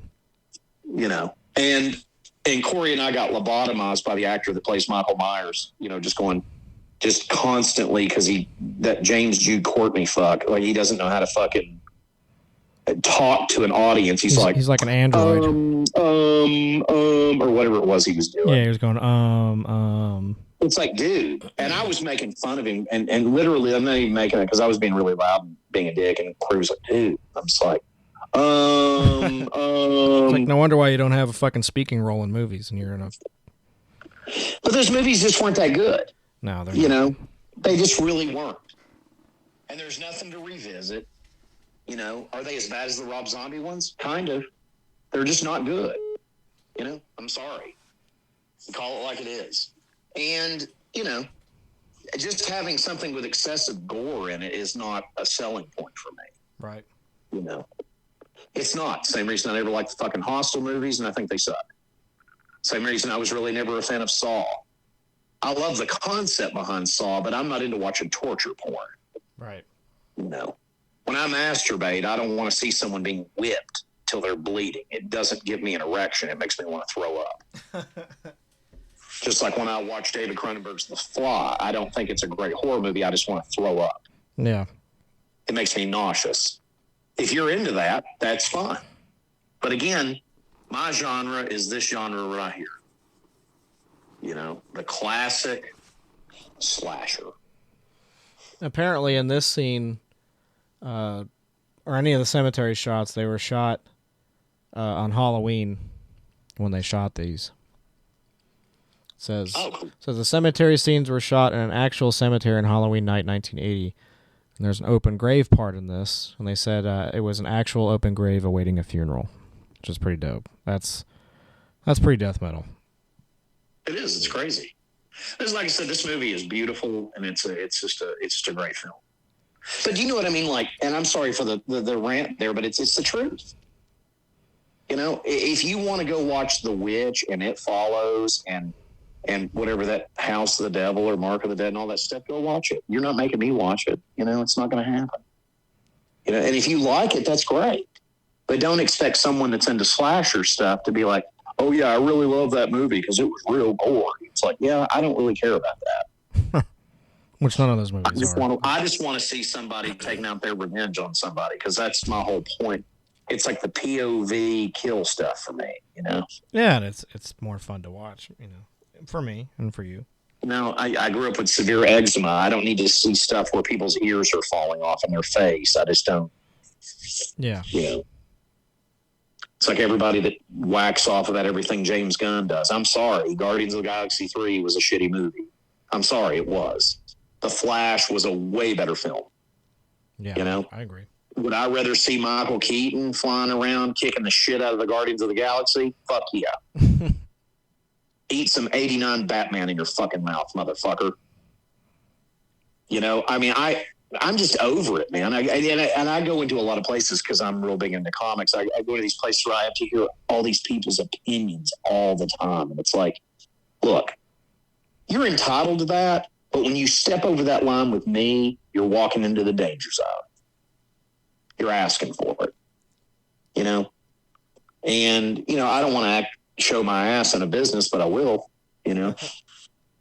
It's just people just trying to just, you know, tread all over everything that I like. I'm just like, look, you know, you can like whatever you want. I don't give a damn. That Ant-Man movie sucked. Well, if you think that, you're a fucking dipshit. You know anything about comic books and you're a dipshit. I'm sorry. I've had all these people come to me. You like that Ant-Man movie? Yeah, it was fucking awesome. It was good. I liked it. That movie's great. That's a great film. It's awesome, except for MODOK. But everything else was great. Right. You know, and it's like they did fuck that up. But, you know, whatever. It was still a great movie. I loved it. But I think people get so wrapped up in that shit. You know, it's like all these people I know that hated Secret Invasion. It's like, well, I'm sorry that you don't like a good show. These are the same people that don't like Strange New Worlds, but they watch Star Trek Discovery, which I would rather have you run over me with your car. Yeah. You know, it's whatever you're into. It's fine. People can be whatever they want to, but don't try to, when you're trying to push what you think is good onto somebody else because you were into it, not you, but just whoever. It's like, that's just not how you're supposed to do shit. It's like all these people that go to these restaurants that want their hot fudge sundae on their hamburger. That's your business. I'm not doing it. You know, I'm glad that you're eating your CBD gummy before you go get some pussy. Where is everyone trying to rape her in this movie? I don't know. All these creepy old bald guys are like, come here, girl. I mean, I get tired of people's opinions about movies that they watched after they stopped home from work and got their CBD gum. Let me just say this right now. If you're listening to this and you take CBD gummies, you're a piece of rat shit. You're what's wrong with this country. Man, I'm fucking stoned. Good, I hope you fucking die. Because I'm so tired of that. Good vibes only. Yeah, good vibes only because you can't deal with your real fucking life, motherfucker. Welcome to the real fucking world. And you know what's not in the real world? People that are constantly, man, I'm fucking baked on CBD gummies. You need your fucking head knocked off. Wait. Fucking wears me anywhere I fucking go. Oh man, don't even listen to that Vincent guy. He's just angry because he ain't had his CBD gummies. Yeah, I don't take those, you fucking loser. Lifestyle and fuck. Yeah, there's your girl right there in a grave. I literally had someone the other day going, I'm just gonna move to fucking Denver so I can take my CBD gummies. It's like, then move there. Do me a favor. Get the fuck out of Florida. Go to Colorado. I hope you die. Get the fuck away from me. I'm gonna go there. Man, eat my CBD gummies, my CBD fucking biscuits. Go do it. I hope you OD on the shit. Don't care. Do me a fucking favor. Get your weed-obsessed ass the fuck away from me. And out of my fucking stomach. God almighty. Speaking of which, I'm sick of, I've got an ad too. I am so sick of hearing about, I'm just going to torch this movie while I can. I'm tired of hearing about this last Artie burger. It's like, I'm Dracula on a ship. What is it? Hold on, I'll tell you the name of it. That new Dracula movie coming out? I wouldn't watch this if you put a gun to my What is it called? It's called like The Last Voyage of Demeter. Demeter. That looks so gay.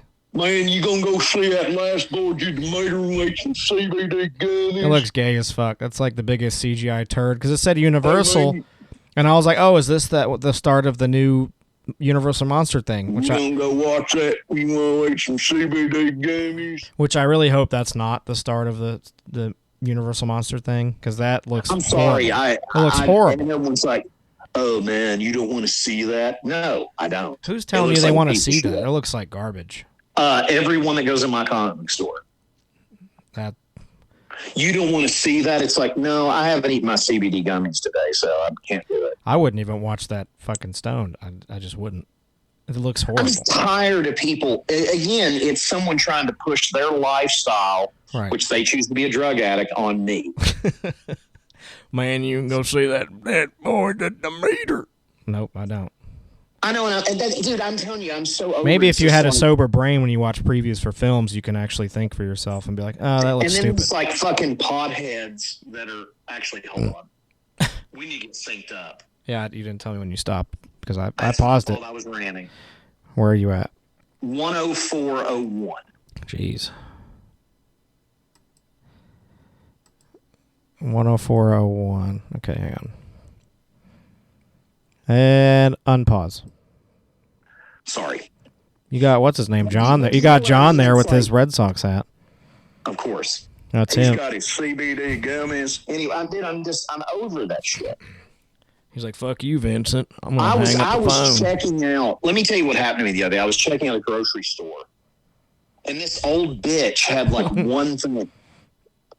And I'm ringing up multiple things, right? Yeah. And she's just freaking out. So she freaks out and cuts this other guy off in another line. And he's like, lady, we're all in a line here. And she's like, he was taking too long. Why don't you go to the self-checkout, you old cunt? I was in a self-checkout. Oh, well, she got to wait. And she cut off the other line of people and just did what she wanted because she didn't want to wait on me. And I'm to the dude. People, it's like I've got to get home and get my CBD gummy. Here, it's like I'm weird. Club with this guy was just chewing this beech nut tobacco, which is very weird because where I lived in upstate New York, we passed the beech nut factory all the time. So that's really weird. Anyway, continue. Now it's a CBD gummy factory. Yeah, now it's beech nut CBD. But do you know what I mean? Like it's someone trying to force their lifestyle on me. Well, it's just people that don't have fucking patience and don't care about anything but themselves. But I mean, I'm tired of all selfish of it, people. It's just all the like, time, you know, like there was this guy huffing and puffing doing the same thing with me at another store I was at. I think I was at like Target, and he's like huffing and puffing, trying to get out of there with his fucking, Fiber Max and his fucking build your Channing Tatum abs and his fat wife. And it's like, dude, I'm sorry that you had 10 Red Bulls and some CBD gummies before you came in here, but that's not my problem. Because you know why everybody does that? I can't deal with any of this. I'm just going to self-medicate. Well, that's your problem, pal. It's not my problem. It's a sign of weakness is what it is. But people do what they want. If you do it to have fun or just to be stoned, go for it. But don't be a fucking asshole. I'm not talking about people smoking pot. I'm talking about these fucking layabout trash. that fucking, and then they want to talk down to me. Don't even say anything to Vincent. He didn't like The Witch. He didn't get it. It's like, oh, I got it. It sucked. And I told Millie from Creator to his face that it sucked. It sucked then. It sucks now. That's overrated. It's a really, really, really overrated movie. Get it. Oh, I got it. I just didn't like it. He didn't get Guardians 3.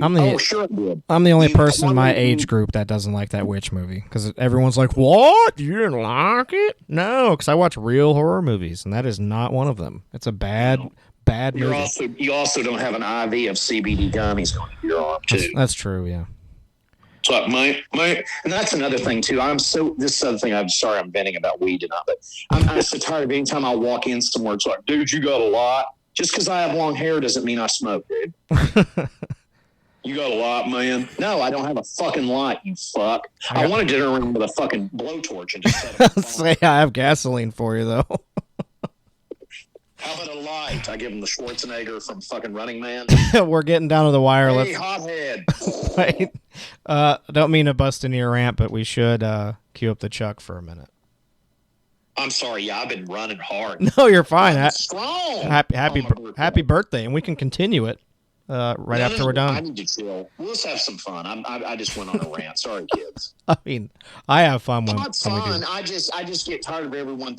He's got long hair. He's got pot and smokes. It's like, no, I don't have either. People do the same shit to me. You saw the guy from fucking that ass. My racing heart rate, and I'll smoke pot with you. But until someone discovers a way to keep my heart from going like a fucking, Paul Mazurkowicz's drum cannon, and Speaking of drums, remember we went to see, I forget who it was, but the drummer of Abysmal Dawn walked up to me in North Carolina, which I don't live and never have, never will. And he was straight up, walks around the corner, sees us standing there, and he was like, man, you know where I can get some weed? Or he asked me if I had weed, first off. I was like, no, I don't. This isn't heavy metal parking lot. No, I don't have pot on me right now. Like, if because you remember this, I also got into an argument with him about Morbid Angel. Right, and then he ended up drumming for Morbid Angel, which is really weird.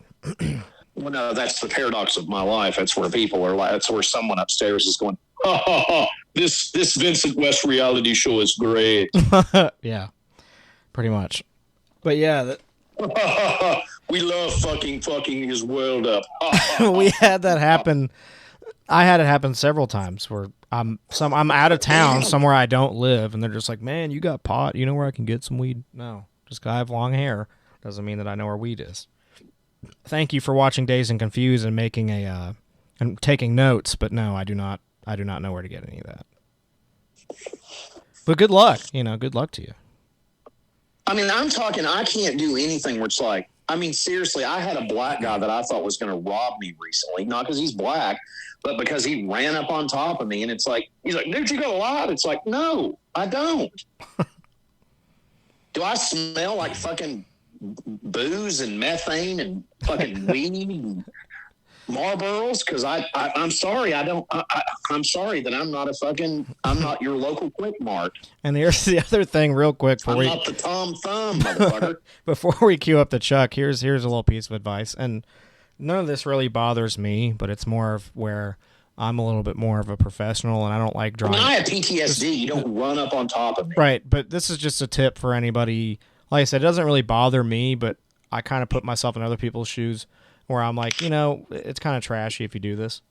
If you just buy a fucking sack, of weed or whatever, if you get yourself like a sack of weed or whatever, leave it in your fucking car. Don't walk around with it in your pocket, so I can smell it all day. It's like, dude, it's really trashy. It's like, I'm sure it smells better than your natural musk, but still, like, you walk around with fucking a fat sack of dro in your pocket. It's just kind of trashy. Like, whenever I smell, I'm like, damn, I want to smoke something. I'm just like, God, what a fucking pig. I don't know why I'm like that, but whenever I used to buy pot, I would never walk around with it in my pocket. Oh, I know. I remember when I first met you. Because I'm low key. I'm a low key guy. I do not like drawing attention to myself. Even though if I walk in a building, they're like, "Hey man, have you seen this? Good to see you out." Like, it's like, I hate that. You do get that a lot. Anybody thinks that I enjoy anyone's attention? I do not. I really don't. I like being low key. I like ninjaing around, getting in. Absolutely. Because and you can tell our audience right now. Do I like people running up on top of me? No, you especially don't. And I'm a very social person when I want to be, when I choose to be. But 9 times out of 10, if I'm going, I can be social too. Yeah. Believe it or not, it's like I don't like people running up on top of me. If I'm going into a Dollar Tree or I'm getting groceries at a Kroger or wherever, Price Chopper if you're in New York, or Pathmart, whatever. If I'm in or Piggly Wiggly, I don't care where I'm at. If I'm in one of those places, I want to be left alone. I'm there to get my shit and get out. I'm not there to socialize, have a conversation, figure out, how your wife and kids are doing or how your husband and kids are doing. I don't care. I just want to get in and out of my place. I don't like being in places like that for a long period of time. That's why I didn't tell you I was going there. So whenever you corner me or Dr. West and we're just trying to get in and get out, that's when anxiety kicks in. That's when I start to get angry. Dr. West a lot more than me. But, if you're like, I just don't want people running up on top of me. If you're like, man, Corey's kind of an asshole. It's like, well, you just kind of blindsided me in a fucking middle of a grocery store. I don't want to be talked to. I just want to get my shit and get out. This is not a social area. For you to corner him, audience, if you ever want to, if you see Corey, run up and corner him and just start immediately talking to him about Ghostbuster stuff. Yeah, I love it.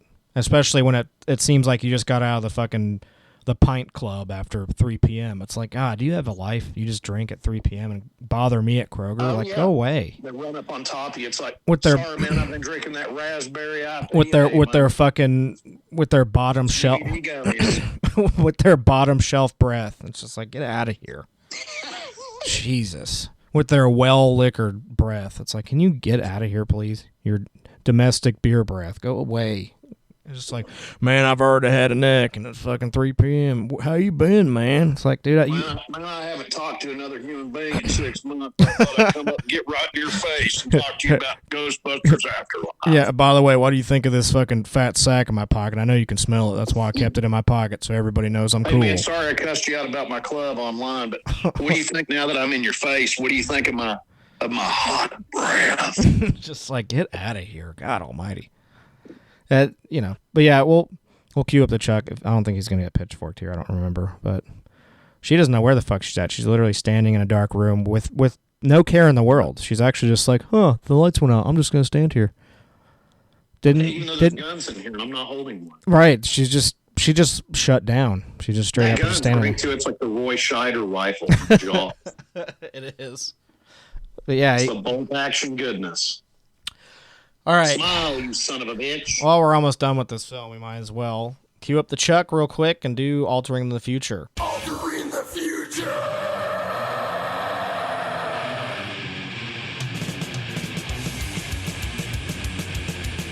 1981, done it a billion times. Going to do this really quick. I'm just going to name off the films I see first that I like because we've done it so many times, and we're just going to go from there. Dragon Slayer, Mad Max 2, The Road Warrior, The Evil Dead, For Your Eyes Only, Clash of the Titans,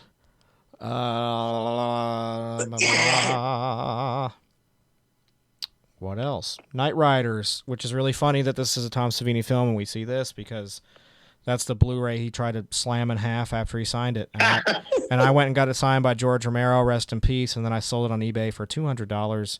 Thank you, good night. Go fuck yourself, Tom Savini. But I love your work. Thank you for being an incredible makeup effects artist and pioneer. Sorry about Vietnam. But yeah, also fuck you at the same time. Right. Incredible Shrinking Woman. I thought that was man. Time Bandits. Escape from New York. Scanners. Galaxy of Terror. Heavy Metal. American Werewolf in London. Friday the 13th Part 2. I love heavy metal, by the way. It's great. Halloween 2, The Howling. I love The Howling, too. That movie's great. Nice Dreams, My Bloody Valentine, Dark Knight of the Scarecrow, Madman, Porky's. You sound like James Hughes Courtney. Yeah. I'm just trying to do it fast. Stripes. No, you're good. I know. Stripes, Enter the Ninja. I don't know what else. Enter the Ninja is a great movie. It is awesome. One of Dr. West's favorite movies in Seminoid. I don't even know what that is, but I'm sure it's like, Yeah, no, thank you. Let's see what else there is before. Piranha 2, The Spawning. My favorite James Cameron movie, and Corey will tell you that is a fact. It's not a joke. It is very good. And we've done It's it on my here. favorite. So check out the episode. Without that movie, you never have any Terminator stuff. That's right. Neighbors, History of the World Part 1. Neighbors is a great movie. Arthur, The Pee Wee Herman Show. Rest in peace, Pee Wee Herman. Seriously. Absolutely. Paul Rubens. Absolute legend. One of the funniest people on the planet. And always will be.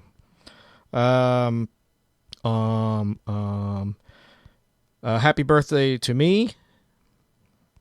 Movie. Graduation Day, Evil Speak, terrible movie. Hell Night, one of my favorites. Frightmare, really good. Here's another Dr. West movie, The Nesting. Oh, God. No, thank you, sir. Final Exam, Don't Go into the Woods Alone. Fuck. We did some of the shit you just listed off. We have. House by the Cemetery. That's a good movie. That is our boy Phil's favorite, so shout out to Phil and Selma. Hopefully you come back on one day. Not hopefully to promote that, whatever that Pantera thing is. Don't want to do that, but whatever else you do. The Funhouse, which is out in 4K now. I do want to get that. For goodness. And if I'm forgetting anything, I don't apologize because we've done it so many times. You can go back to any other 81 movie where I've probably listed every single 81 movie. And I will go to the one and only that ever needed to be, and that is Raiders of the Lost Ark. Thank you. Good night. It's an amazing film and the only Indiana Jones movie for Scott. Exactly. A.K.A. Dr. Vincent West. That's right. The Human League, Dare. One of my favorite albums from 1981. I absolutely love it. The compilation Backward Principle, The Tubes. Little song called She's a Beauty. Oh, anyway. Yeah, okay. Loverboy Get Lucky, my favorite Loverboy album. It's good shit. Good shit. Duran Duran's debut album. It's great. Long Distance Voyager from the Moody Blues. Talk, Talk, Talk from Psychedelic Furs. It's a good one. My favorite Judas Priest record, Point of Entry. It's great. No Sleep Till Hammersmith from Motorhead. It's good. King Crimson, Discipline. I haven't heard that one. That's a really good record. Joan Jett and the Blackhearts, I Love Rock and Roll, my favorite record from her. Oh, yeah. Too Fast for Love from Motley Crue. It's good shit. Precious Time from Pat Benatar. U2's October. Shake It Up from The Cars. It's a good one. Not my favorite Cars album, but it's still really good. Face Dances from The Who. I saw that tour with my uncle. It was the very first time I got to see The Who. Wild Eyed Southern Boys from 38 Special. Fucking love 38 Special. They're good. Killers from Iron Maiden. High and Dry from Def Leppard. Mob Rules from Black Sabbath. Diary of a Madman from Ozzy Osbourne. Fair Warning from Van Halen. For those about to rock, we salute you, AC/DC. Kids, Nice. If you check out our Facebook page, I'm doing 11 days leading up to my birthday of 11 of my favorite AC/DC songs. Yeah. Which is very interesting because we've listened to a lot of it, but I don't know. I couldn't list all 11, so it's cool for me to actually watch them each time. Oh, there's the pervert guy. He's fucking shooting his ass. My favorite ZZ Top album ever made, El Loco. It's a great album. I wanna drive you home. It's a good one.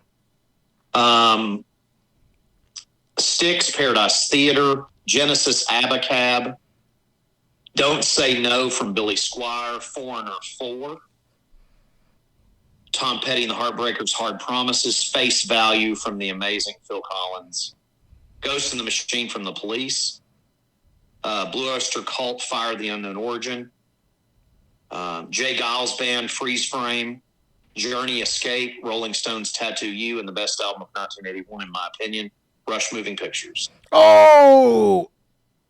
Right when you said that, it's like Rush Moving Pictures, shotgun. That's fucking amazing. Sawed-off double barrel, folks. And he's got a pitchfork still in his back and bullets in his fucking chest. And he's still going. He's on a mission. Who was that dude that shot him? That was that creepy guy that was at the Jeep, and they just had a weird moment where they're like smiling and staring at each other, and then he gets shot. I don't know what the point of that was or who that was. It was kind of disturbing. It's probably the most disturbing part of this film was that scene with the guy just now where he was like, reveal.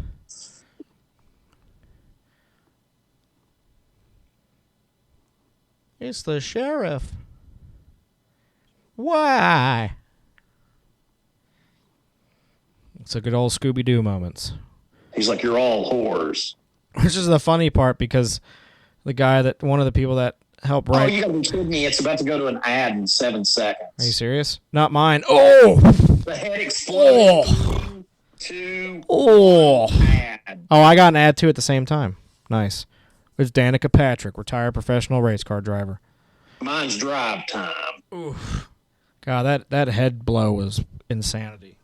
That's pretty good. You gotta. If Tom Savini can get an award that I would give him, and I wouldn't tell him who. It's the Maniac and the Prowler. I would just be like, this award goes to the Shotgun Patty Mills, the legacy head exploder, and it goes to Tom Savini. Shotgun Patty Mills. Okay, I'm back.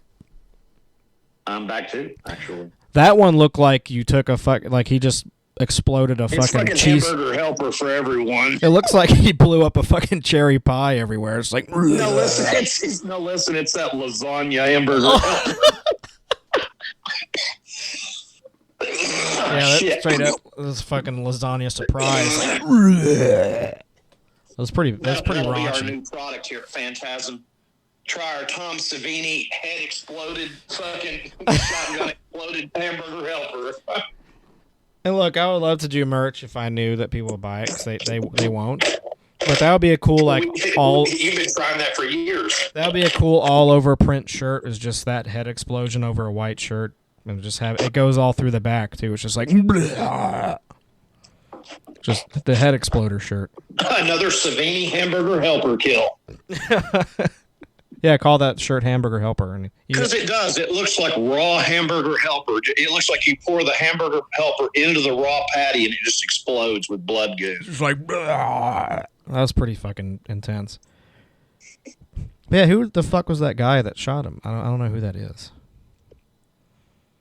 I think he's been throughout the movie. I don't know his name. I just haven't been paying attention.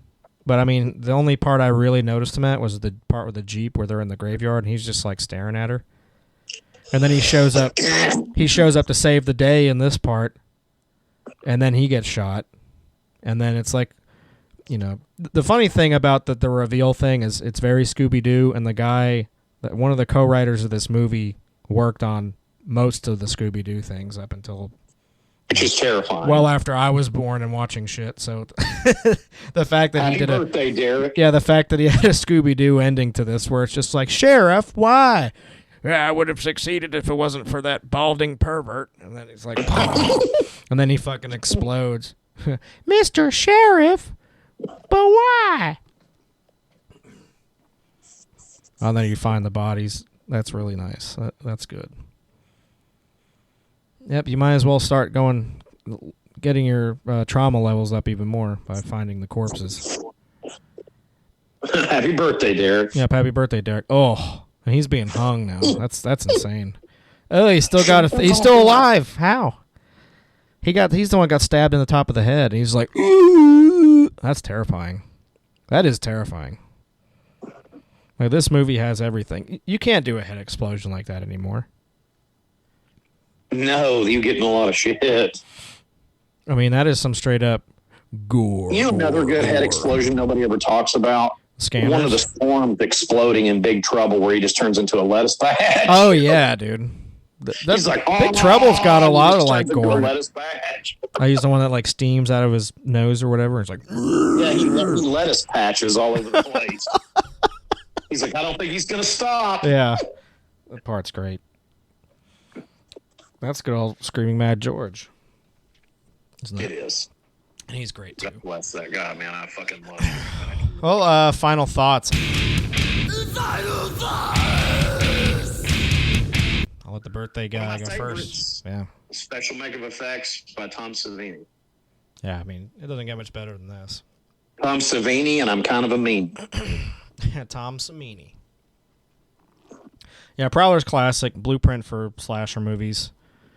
Not just the kills, but the inventiveness. It's more of the feel of the movie itself, and it actually feels real. And when the kills happen, they feel real. It doesn't feel cheesy. Nothing about this movie is cheesy at all. It's all very serious. And oh no, it's brutal. Not like we can't have fun and have some joking and campiness. I love that. I think it's specific, though. I think that kind of humor and ambiance, if you will, is for Friday the 13th and films like that, because it's a summer camp feel. It's supposed to be like, summer camp. But this is just like a town and a fucking graduating class that's just getting murdered. And that's not, there's nothing funny or campy about that. It's gory, it's visceral, there's no punches, there's no frills. It's just a fucking straight up slasher. And then the killer gets his head blown off, and turns into a hamburger helper or lasagna, whatever. It's awful.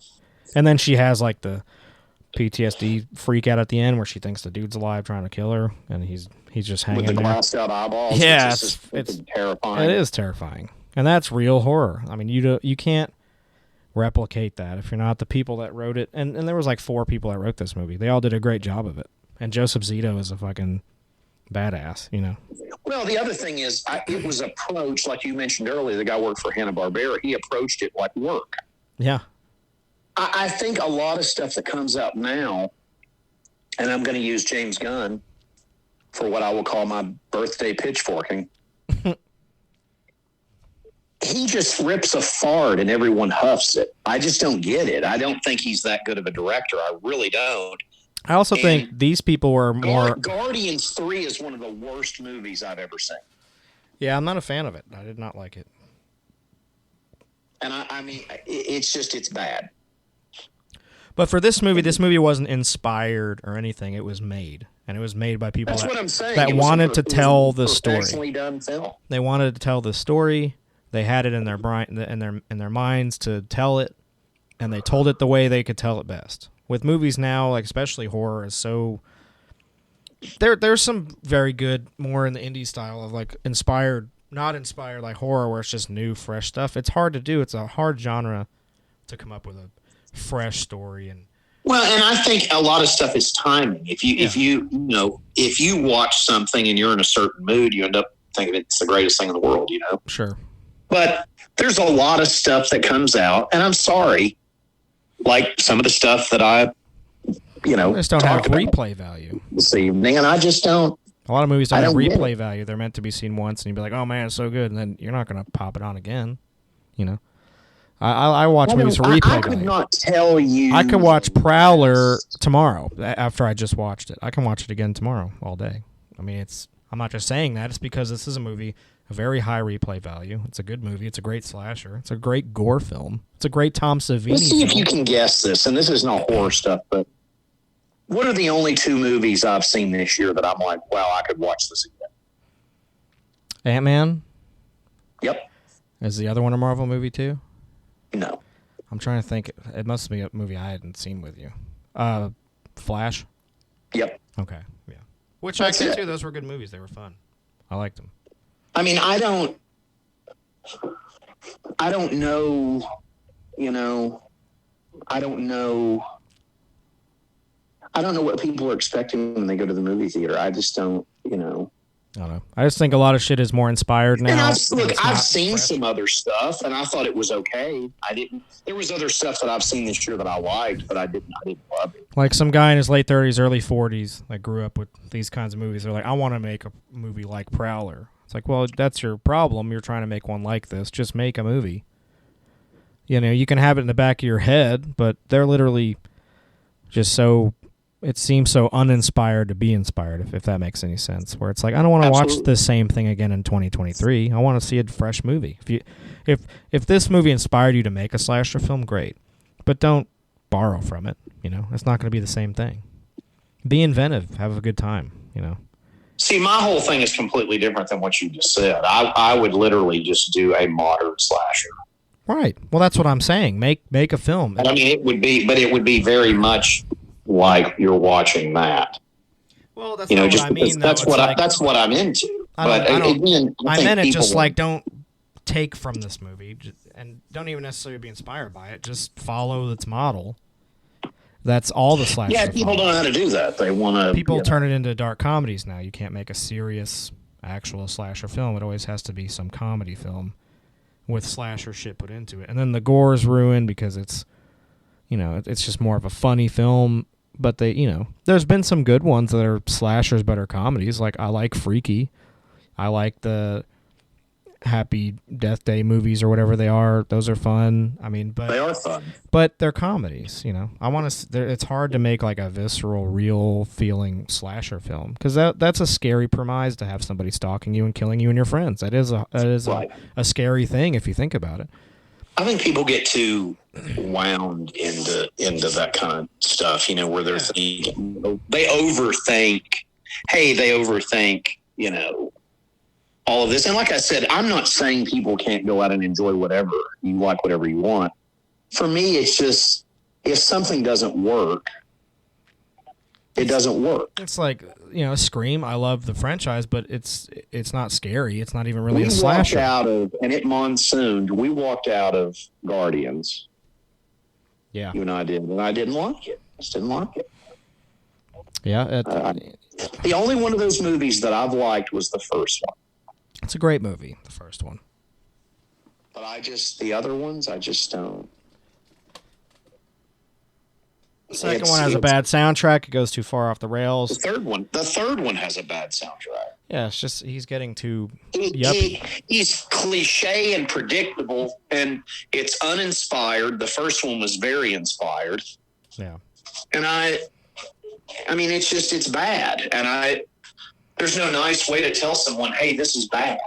Yeah. This doesn't work on a bunch of different levels to me.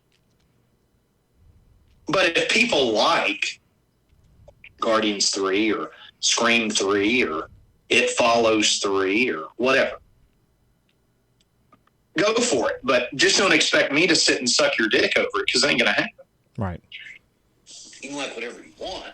And that's, the matter of having your own I can't opinion. Pretend being into something that I'm not into. Right. And you shouldn't. I don't think anybody should. I can't just sit and go, oh, yeah, this is incredible when it's not. Right. There's a guy that Corey and I both know all too well that I will not give any kind of plug on here, but he likes everything that comes out. Yeah. I think it's hilarious that he has a YouTube channel where he reviews stuff because he likes everything. He reviews concerts and books and magazines and all kinds of shit on it, I'm sure, and still does. I haven't looked at it in a few years, but the point I'm trying to make is why are you reviewing stuff when you like everything?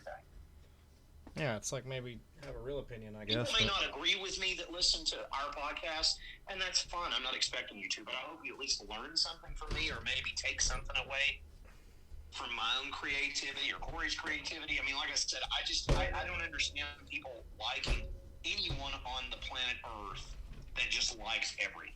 I think they're just delusional or on medication or just try to be it people. What's your favorite sports team? Oh, I like all NFL teams. Yeah. What's your favorite? Oh, I like them all. What's your favorite movie? Every movie that came out this year, man. 2023 rocks. It's like, man, where is your on and off switch on your robot body? Yeah, I don't know. Ignorance is bliss, they say. So more power to them. If they like everything, great. I can't live that way. I guess. I personally feel like that's a spineless response to being non-confrontational. I honor all my own likings and opinions. It's who makes me who I am. I can't like everything. I really don't like a lot. I'm not talking about you, and you know damn well who I'm talking about. No, I know, but I'm saying and it's like, to reflect on how it. Do you like man, I like every comic book that is written. I like every film, every book, every magazine, every concert. I go to every concert. Every band that's out is awesome. Every wrestler is awesome. It's like, dude, what is fucking wrong with you? I mean, my God, who likes everything? I don't know, but like I said, more power to you if you do. I can't do it. I guess. It just sounds exhausting. I'm actually passionate about the things I like. I don't just put a fucking pill up my ass and enjoy my day. I actually go through shit to enjoy things, The other day I had talked to Corey on the phone, and I was all excited. I was like, hey, Ghostbusters Steelbook for part 2. Reissue, don't want that. I was like, oh. I had somebody else. I got cut off at the knees. It was just like... And then I had somebody message me. Because the more I thought about it, because it kind of looked familiar, I'm pretty sure it came in some other set you had already bought. Yeah, I bought it. So I think they put it out separately now. I think that was the No, it's still the 1 and 2 pack. It's the same exact thing. Oh, okay. I didn't know what it was. Well, either way, the point this is just supposedly just the one I'm looking at. Just says part 2. No, it's 1 and 2. Oh, it's both. Okay. Yeah. Well, I got even more excited. I thought it was just like a solo. And I was excited too for a second. I wasn't trying to be a dick, but I was like, oh, it's just a reprint. I'm not a dick. I'm just saying, but it's just like, you're passionate about what you're into. And then I had somebody message me that said the same exact thing. They're like, man, you gonna get this? And I was like, no, I already have it. If it had different packaging, sure, absolutely. But it's literally a reprint of the one that came, like the 35th anniversary one that I do have, the 4Ks, which is nice. And they're like, do you have the box set that they put out last year? It's like, what do you think, Tubby? Yes, I have it. Jesus Christ. There's one thing on this planet you can bet I have. It's Ghostbusters shit. That's the only thing I buy. Not you, but like this other guy who knows I have the shit. It's like, oh, you probably don't have it, but I got it. It's like, no, I have it. I'll tell you who it is when we get off of here. But do you know what I mean? It's like It's it's one of those things where it's like, and I love lots of different stuff, but it's like you can't like everything. I agree. You shouldn't like everything. There should be stuff you just don't like. How are you going to compare the things you like and know if you even like it? I understood that. Like I know things I like, and I know things damn well that I don't, and I wouldn't like the things I like if I didn't have the things I didn't like, because I can be like, well, it's not that. I don't like that, but I like this. I think a lot of people just get caught in this whole, I think people generally just I like don't know, everything. but I'll be honest with you, and again, we're not going to mention who this is. I mean, it doesn't matter, but the reality is that this person, I don't think I've ever met anyone like him. He literally likes everything. Yeah, I don't get it. You could walk up and say it's a piece of garbage. He's like, oh, I really liked it. Yeah. And it's almost like I was entertained by this. It's like a consumer thing. I purchased this, so I love it. What's the next thing I can purchase, own, and love? It's like a they live thing. It is. But. It is. And hopefully we can go see that next month. Kids, They Live and Christine are both coming back via Fathom Events in September. Just check their schedule on fathomevents.com. And you can see 2 great John Carpenter movies at your local theater at participating theaters. And you can see the amazing Stephen King, John Carpenter classic, Christine. And then you can also see They Live. They're both playing next September, this coming September. Those are my 2 favorite Carpenter films, so I definitely want to see them. I'm probably going to check them both out. Hell yeah. But yeah. I haven't seen Christine in a long time at the theater. And then They Live, I think, would be wild because I haven't seen either of those films since they were in the theater, so 83 and 87. Yeah. So. But yeah. Probably going to check this out. Plus, Keith David is the shit. He's super nice. So. Oh, of course. But yeah, happy birthday, Dr. West. Thank you. And Sorry everybody. for the toxicity on this. No, I love having those conversations. People wear me out, man, with some of their stuff. It's like, look, I love to drink cerveza, but I don't do it in public in your face. Right. Maybe I need to start doing that. No, I'd go to jail. But everybody be sure to go on the page and wish Dr. West happy birthday, even though it's been nuked, and maybe you're listening, you're like, why am I not following this page? Well, we have a new Facebook. It is facebook.com/The FANTASM Podcast. If you haven't figured that out, you go on there and like our page if you would be so kind to do that. That would be awesome. Follow us on Twitter. My publicity campaign's kind of failed. I'm sorry about that. Twitter and Instagram @FANTASM Podcast. Spotify is the same way. Just look up Phantasm Podcast, Apple Music, Google, whatever the fuck you listen to Phantasm Podcast on. Amazon Music, apparently. YouTube. Be sure to hit the like buttons, follow buttons, whatever buttons that you have at your disposal to check us out. Spread us around. We appreciate it very much. And also check out Godless Heathens. That thing's still alive. We got to put some shit on there eventually. It's kind of, and just to explain that if anyone's interested real quick,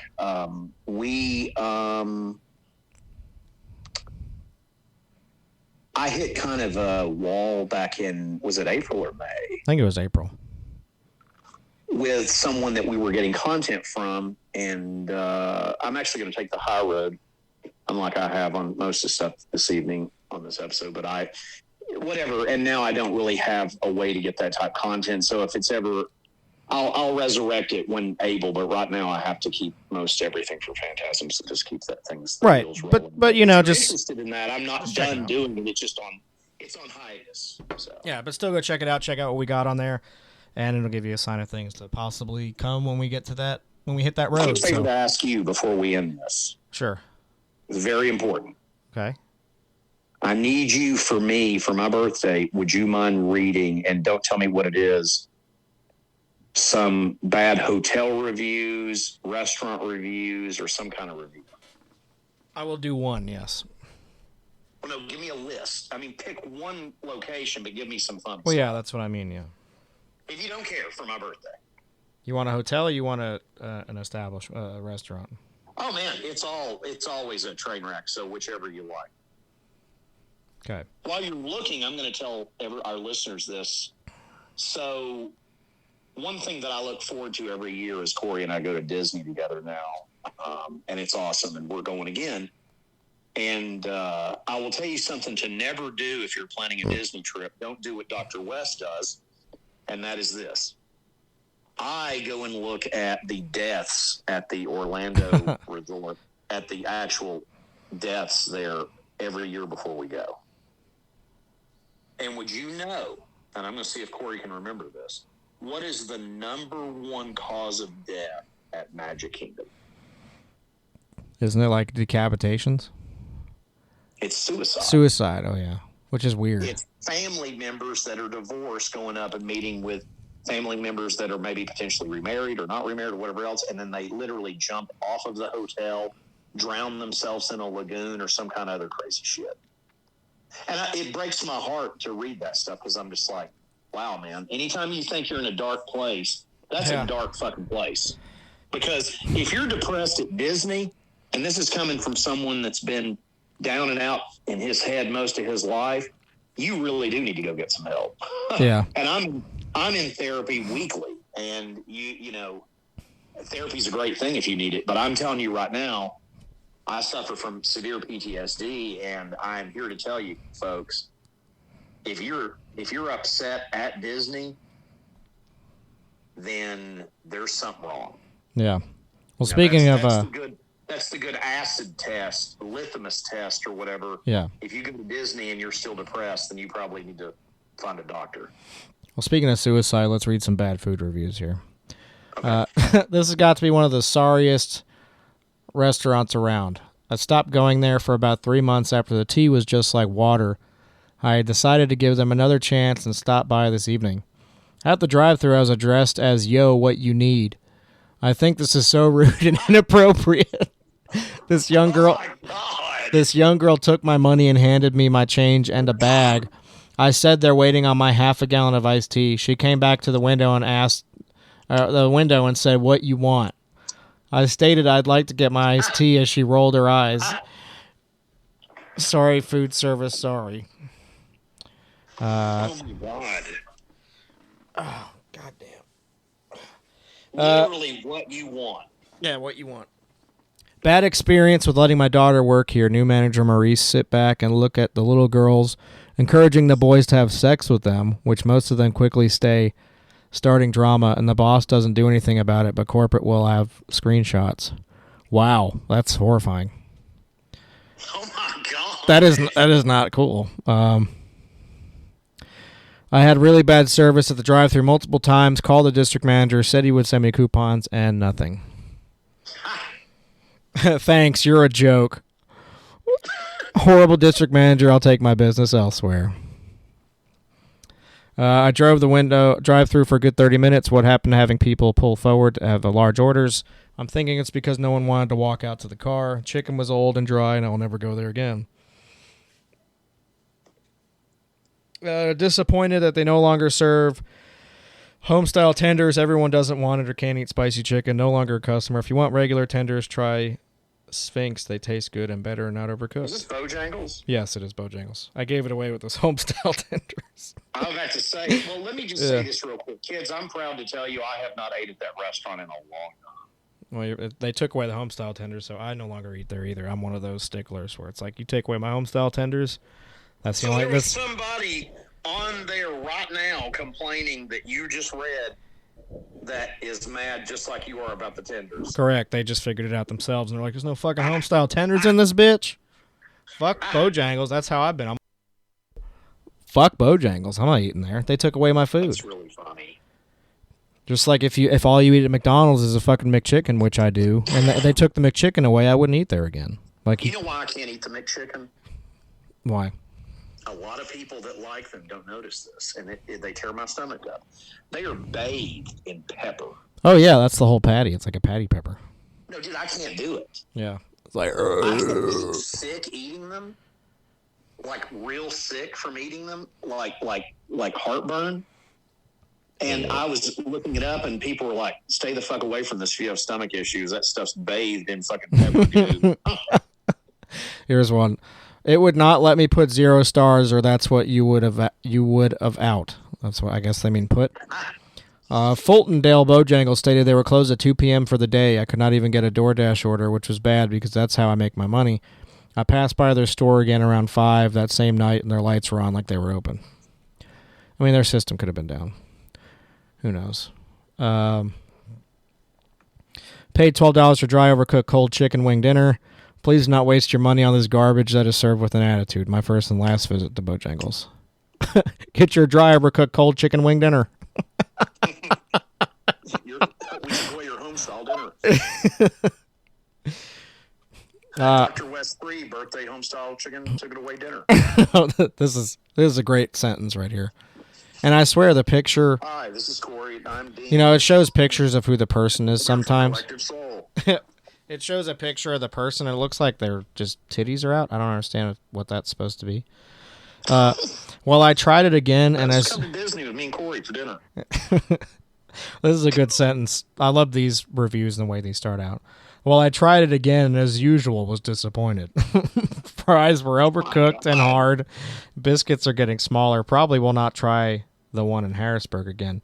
The employees don't seem to care about good customer service, and it's usually not very clean. It's like, okay, so this is your third time going? Thought they would get better the third time? People are wearing me out. Yeah, that looks like that's it. That's good. I'm satisfied. I don't know what it is, man. So occasionally I will eat breakfast, okay? Mm-hmm. And what I generally get is either Hardee's or McDonald's because I like both. Right. I can't do their breakfast stuff. I think it sucks. Which one? Bojangles. I think it sucks. Oh yeah. I mean, it's just it's a chicken biscuit. Their biscuits are disgusting. Yeah. I don't know why they don't, instead of calling it a biscuit, don't just call it our new butter cheesecake. It tastes like you're eating fucking wood shavings.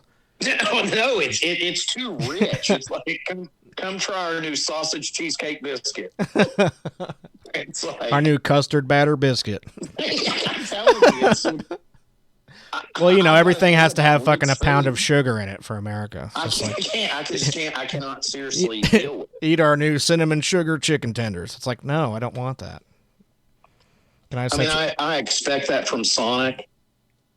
Sonic has probably the most odd thing now that they're selling. They're selling these things that look like fucking... those little Hot Pocket buffalo things? Oh, hold on a minute. That's exactly it. And they may be good, but what freaks me out about them, they look like a fucking pizza roll on steroids. They look like empanadas. It's a fucking pizza roll. It's fucking Totino's pizza roll for and fucking... It's hot buffalo shredded chicken. And it's like, come on by Sonic. And don't forget to come during happy hour and get our CBD oil shake. Yeah, come get your buffalo chicken explosive diarrhea empanada. And don't forget our CBD oil Red Bull shake. Be sure not to eat it on the way to work. As soon as you clock in, you have to go to the toilet. But people kill me with that, man. I have trouble sleeping. It's like, I don't know what's wrong. I just had my CBD oil fucking Red Bull shake. And my espresso this morning. I only did 6 shots of espresso in it. That's why I try to run Corey off the road in my big rig. Well, he's going 80 miles an hour, and I'm going 85. I'm telling you, it's something that just puzzles. It's like everything right now at Papa John's is disgusting too. They have some kind of, the crust that has like the cheese in it. Yeah. Papa John's dumbass has made one. I call this a CBD oil classic. It's got meat and sauce in the crust. Ew. It's like, why don't you just get a calzone, you fuck? I'm not lying to you. You gotta have a pizza that's a half a calzone. Loaded pizza, and then it's got sauce and toppings inside the crust. That's perfect for CBD and Red Bull people because they can't make up their fucking minds, so they have to get, I don't really want a calzone, but I also want a pizza. I'm going to get a calzone crusted pizza. Like, okay. It's like, man, is it cool? Hey, sweetheart, I'm real high.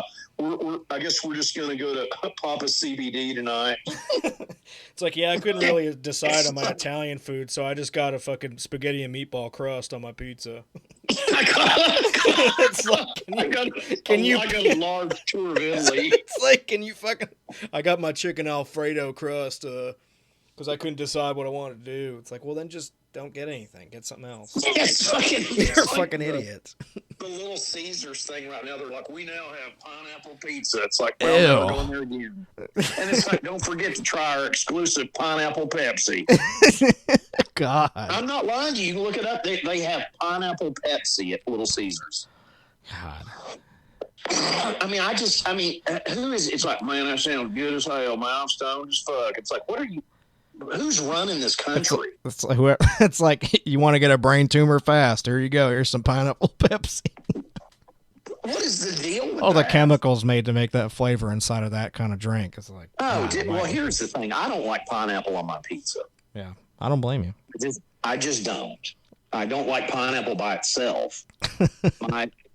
My father used to eat pineapple rings. Do you know what I'm talking about? Oh, I hate those. And he would put cottage cheese on it. Oh, God. And I was just like, that's all I think about when I see people eating it on pizza. It's like, it's real good. It's like, well, I guess you would eat Leela's cat shit if I fried it up for you if you were on that CBD, old buddy. Yeah. CBD gummies. Here, try some of Leela's fresh hot cat. These are the same people that come up to me and like, man, you ever had that peanut butter and jelly fucking IPA? It's like, no, and I'm never drinking that fucking horse piss. It's disgusting, man. I don't know. Can I just say people have done that to me. Like, man, you've had that. So someone really came up and done that. Man, you ever had that banana wafer pudding fucking IPA? I'm like, why are you drinking that like you're 6? It's like you have to have you have to have a snack pack in your beer every time you drink. Like, can you just drink alcohol? That person's a fucking slob.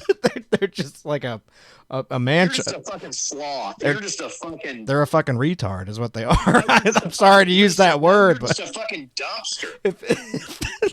If you want my honest, God, it's like, what are you, a human sloth? Do you have anything with sugar on it? I hate to use that word, but it's true. It's like you're a fucking retard if you come up to me and you're like, man, if you had that vanilla wafer IPA, it's like you're a retard. No, I have not.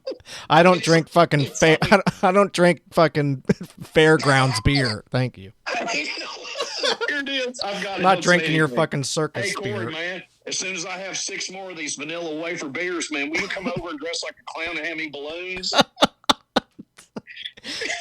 Like, what part of your childhood are you not letting go where you have to drink shit like that? I just don't get it.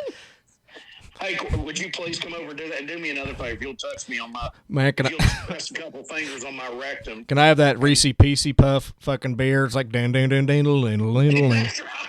6. Will you come over and put a firm pressure on my rectum so I can feel like my uncle's over here with me? And these are the same people like, man, let me get that 0 sugar Pepsi and let me get that fucking peanut butter and jelly IPA. It's like, what?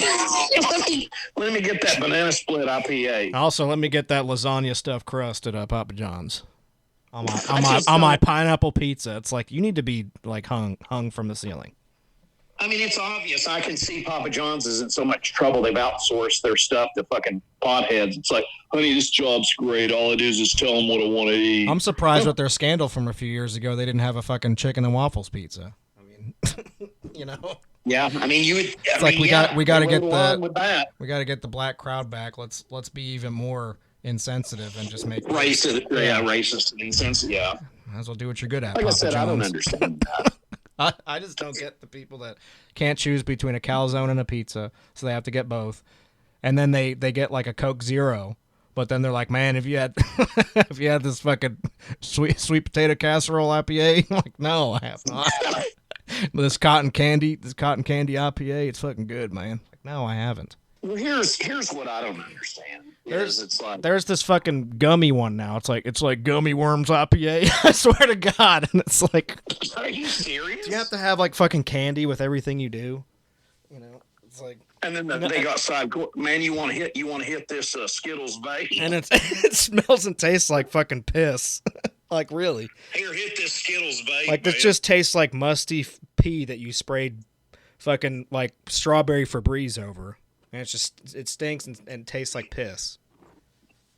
Like, man, it's pretty good, man. Like, actually, it's not. It's not good at all. I don't understand that. It's like, I mean, see, you're right though. I was somewhere. I think I was in like a market or something, and it was like birthday cake IPA. They do the same thing. Alcohol. They do the same thing with the fucking protein powder, like that these bodybuilders use, or people that are working out and shit. It's like, you got to get our fucking Chips Ahoy protein powder. It's like, aren't you trying to lose weight? Why are you trying to eat like you're 1,000 pounds? Like, try our Milky Way protein powder. It's like, I was at the store and it's like, I had to look at it because I knew it would kill me if I drank. If I even smelled it, it would have made me sick. But that muscle milk. Oh, God. It's like packed with caffeine, 10 shots of espresso, and a little hint of lime. And guess what? It's got zero sugar, but it's cookies and cream flavored, buddy. It's like, aren't you trying to get away from drinking? Like my fucking bite, Aren't you trying to get away from this kind of food and stuff, and you're still eating it? Like, I just doesn't go into a GMC just for the comedy of it and look at their protein powders. They have like, man, they got fucking Nightcrawler, fucking trolley gummy worms, man, flavored. It's like, why? Why are you eating candy protein? Okay. Man, it's fun. Working out should be fun, man. I don't understand this one's fucking Airheads protein powder. It's like, Jesus Christ. Are you 10 years old? Man, if you had that new IPA, it's called Grandma's Kitchen Cupboard. Because they call us man children just because we like comics and nerdy shit, but it's like, yeah, but I'm not eating Chips Ahoy protein powder and saying that I'm going to the gym and losing weight, so I don't need snack food in my beer either, so you can take that and shove it up your ass. I'm not drinking cervezas.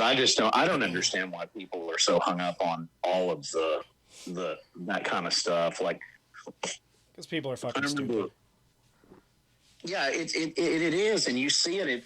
It's like all the stuff for Halloween. It's like I tried one of those pumpkin Sam Adams things, and it was okay just to like sip it. Pumpkin beer depends, really. It does depend. But no, hear me out on that pumpkin spice thing. It tastes fine. The problem is I don't want to get drunk off that.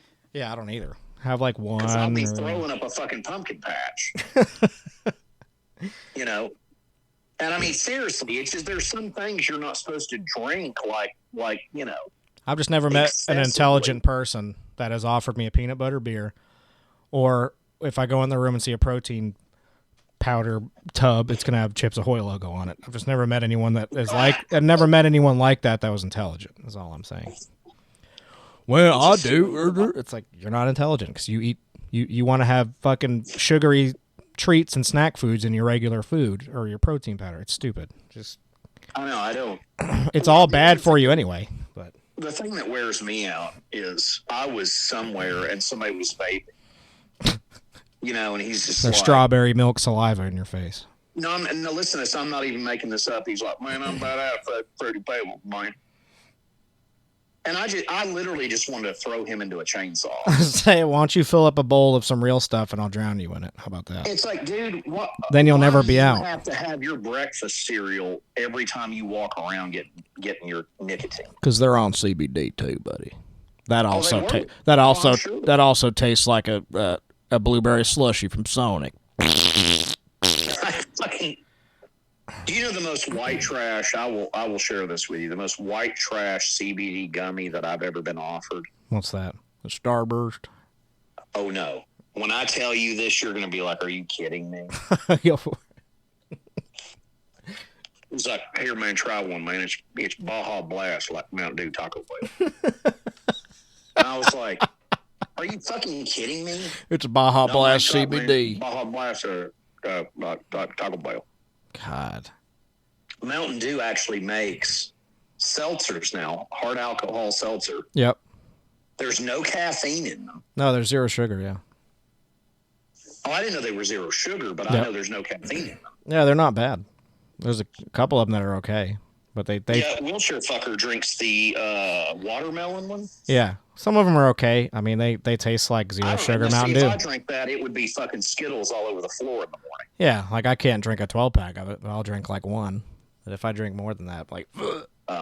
I like beer. My dumbass neighbor Reese was doing that shit. He was out there with like 30 of them, and it's like, what are you doing? Yeah, I can't do that. He's like, man, it's cool. It's Code Red, man. It's like, get the fuck away from me. That's a hangover for me that lasts a day and a half, where it's like, man, you want to record today? I'm like,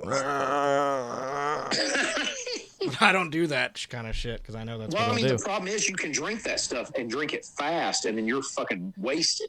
Right, but still, you're wasted on Mountain Dew beer. It's like I don't really want to do that, you know. I'll call it what it is. It's Mountain Dew fucking malt liquor. Yeah, it's disgusting, but it really doesn't taste bad. But I'm not drinking a pack of them. I've had a couple before. You have to be careful, man. Somebody gave me some of those White Claws, and they sat me down. Those things, like I said, I'll wake up like, hey man, you want to record? And this is 2 days later where I'm like, yeah, we'll record today. I'm like, I'm still hungover from 2 days ago on the White Claw. That stuff just wears me out, man. Any of that flavored seltzer shit that puts me down for a few days. Oh, dude, you end up like me at Disney. Exactly, that's what it does to me. That's why I don't drink it. They're like, man, all we got here is White Claws. I'll be right back. I got to get some real. Let's share the Disney story for everybody. So, Corey's birthday, 2021, July 4th. We're down in Orlando. We go to Disney. The night before, my genius ass. Now, mind you, we're in Kissimmee, Florida, where you could not, and Corey is my witness right now, you could not get into a drive-through for hours. The cars were wrapped around the building. Yeah, and the Walmart was bad too, because I mean it was July 4th, so you know. We had this is how stupid Dr. West was. We had not had anything to eat since like Subway. Yeah. And I decided to start drinking IPA beers, Goose Island IPA. Oh, yeah.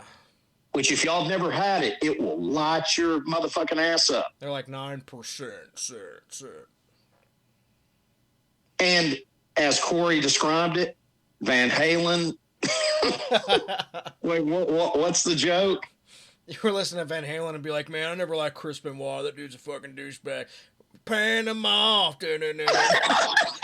Man, I can't wait to meet fucking Mickey Mouse tomorrow. Panama. Fuck Chris Benoit. Man, I never liked the Heart Foundation. Panama. And then we ate McDonald's and blacked out. Or no, we didn't even have. We had Cheez-Its. We ate chips. We ate Cheez-Its. Oh God. Yeah, that was all we had. And we woke up and you were like, dude, we gotta go. It's almost 9. You're like, I'm trying to get up. I was like, okay. I mean, you were fucking not having it. We like drudged down to that fucking Hollywood Studios. Like, we drudged down there. Dwarf fucker would be somebody to really have a conversation about that with on here because it's funny because you know he brought us over there that morning. Was I that lit? Yeah. Yeah, it was pretty crazy. You're like, I'm on number 7, motherfucker. Where are you at? I'm like, I'm finishing up number 7. They're like, well, hurry up. We got to go to bed soon. I was like, I don't think you're going to bed. I was like, I don't think you're going to bed soon. It's like, hurry up, motherfucker. I'm already on number 8. I was fucking Florida, man. You were. It was funny. I mean, we were having a good time. We had a great time. Do you remember going down to the pool drunk? And I was like, we can't even use this pool because all these fucking kids. Yeah, I remember. And it was like 3 a.m, and I'm trying to go swimming. And hockey was on. It was like cooking and baking. It was all kinds of bullshit that trip. But it was a lot. We had a blast, but then we just suffered in the morning. Mainly you. I was okay, but. So the funny part of this too. So the hotel, we pull up. We're like, man, this is so nice. And they literally put us in the stuff from the 70s. Yeah, they throw us in the fucking slums in the backyard. Quarters from the 70s. They really from the so Middle they have Ages. like this new front end to it where it has like this big tower in it and all this kind of stuff. And you walk in, the lobby's very nice. We could see people standing outside smoking pot. Yeah, and then they're like, okay, you're going to be in this room. Okay, and we drive around to the back and we're like, oh. It turns into like have fun in the servants' quarters. In the front, it looked like like a typical Holiday Inn or Ramada or something, and then you're driving around back, and it's like, welcome to the Bates Motel. Yeah, there's a guy out there with a scroll. That's when I knew we were fucked. He's like, ye here on this day, stay in the servants' quarters. Happy birthday, you little bastard. Yeah. Yeah, it was just. And it's like, and then there's like trumpet sound. It's like, bum, bum, bum, bum, bum. It's like, jousting will begin in 20 minutes. It's like, Did we go to Disney or did we go to a fucking? Yeah, we went to the wrong castle. That's what happened. Good Lord. Although shockingly, from the outside, looked like a dump roach motel. We get inside, it's beautiful. Yeah, we slept really good, even though they're lighting fireworks. No, remember though, it was like the AC worked great, and it was spotless. You could eat off the floor of the place. It was really clean. Yeah, it was nice. Just when you got there, it was like Pensacola, the fucking fridge worked. It's true. It was like, but I will tell you all this right now: if you go to Disney, do not stay in Kissimmee. It's too far away. It's like 25 minutes, and it's cheaper, yes, but it's a fucking zoo out there, and it's not. It was really you couldn't drive anywhere, eat anywhere, because we went to that. What was it, a Ruby Tuesdays? We went to Applebee's the first night, and we didn't get seated till like 2 a.m. That was a Ruby Tuesday, I thought, wasn't it? No, it was Applebee's. It was Applebee's. Okay, yeah. It was Applebee's. We couldn't even eat there; it just took too long. No, we went to Fridays. Was where the bartender guy was a dick. Yeah, okay, it was a Fridays. But yeah, and it was July 4th, but it was July 3rd. It was the night before. So it was still absolutely outrageous. Busy as fuck, sketchy ass people. It was not okay. So just stay in Orlando or somewhere. I know Kissimmee is cheaper. It looks cheaper when you look it up for the deals and all that, but there's a reason for it. Just if you pay the extra money, extra $30-$40 to stay somewhere, just do that and you're closer to Disney. The other thing too, last year when you and I went, we started out in Tampa. Yeah. And it seemed quicker getting to Tampa, even though it's further than Orlando, than it did when we came down. Yeah. In 21. Am I wrong about that? Because we've never talked about this ever as people. So this is people that can hear this listening. Am I joking, or is that not true? Yeah, I think it did seem quicker. From what I remember. It did seem quicker. Yeah. Which makes no fucking sense. And I'll never forget, we were listening to the Rams and Cowboys on Sunday Night Football. Correct.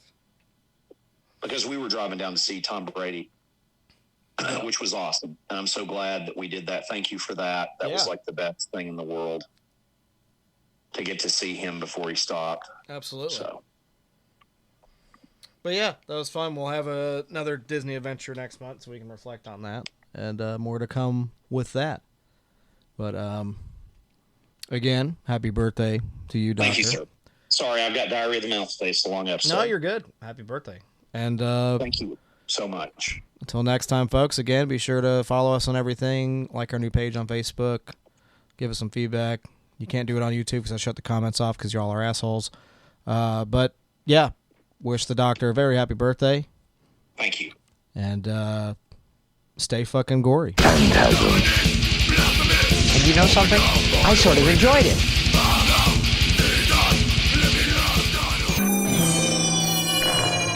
Phantasm. Hey, this is Dr. West. You can suck my dick.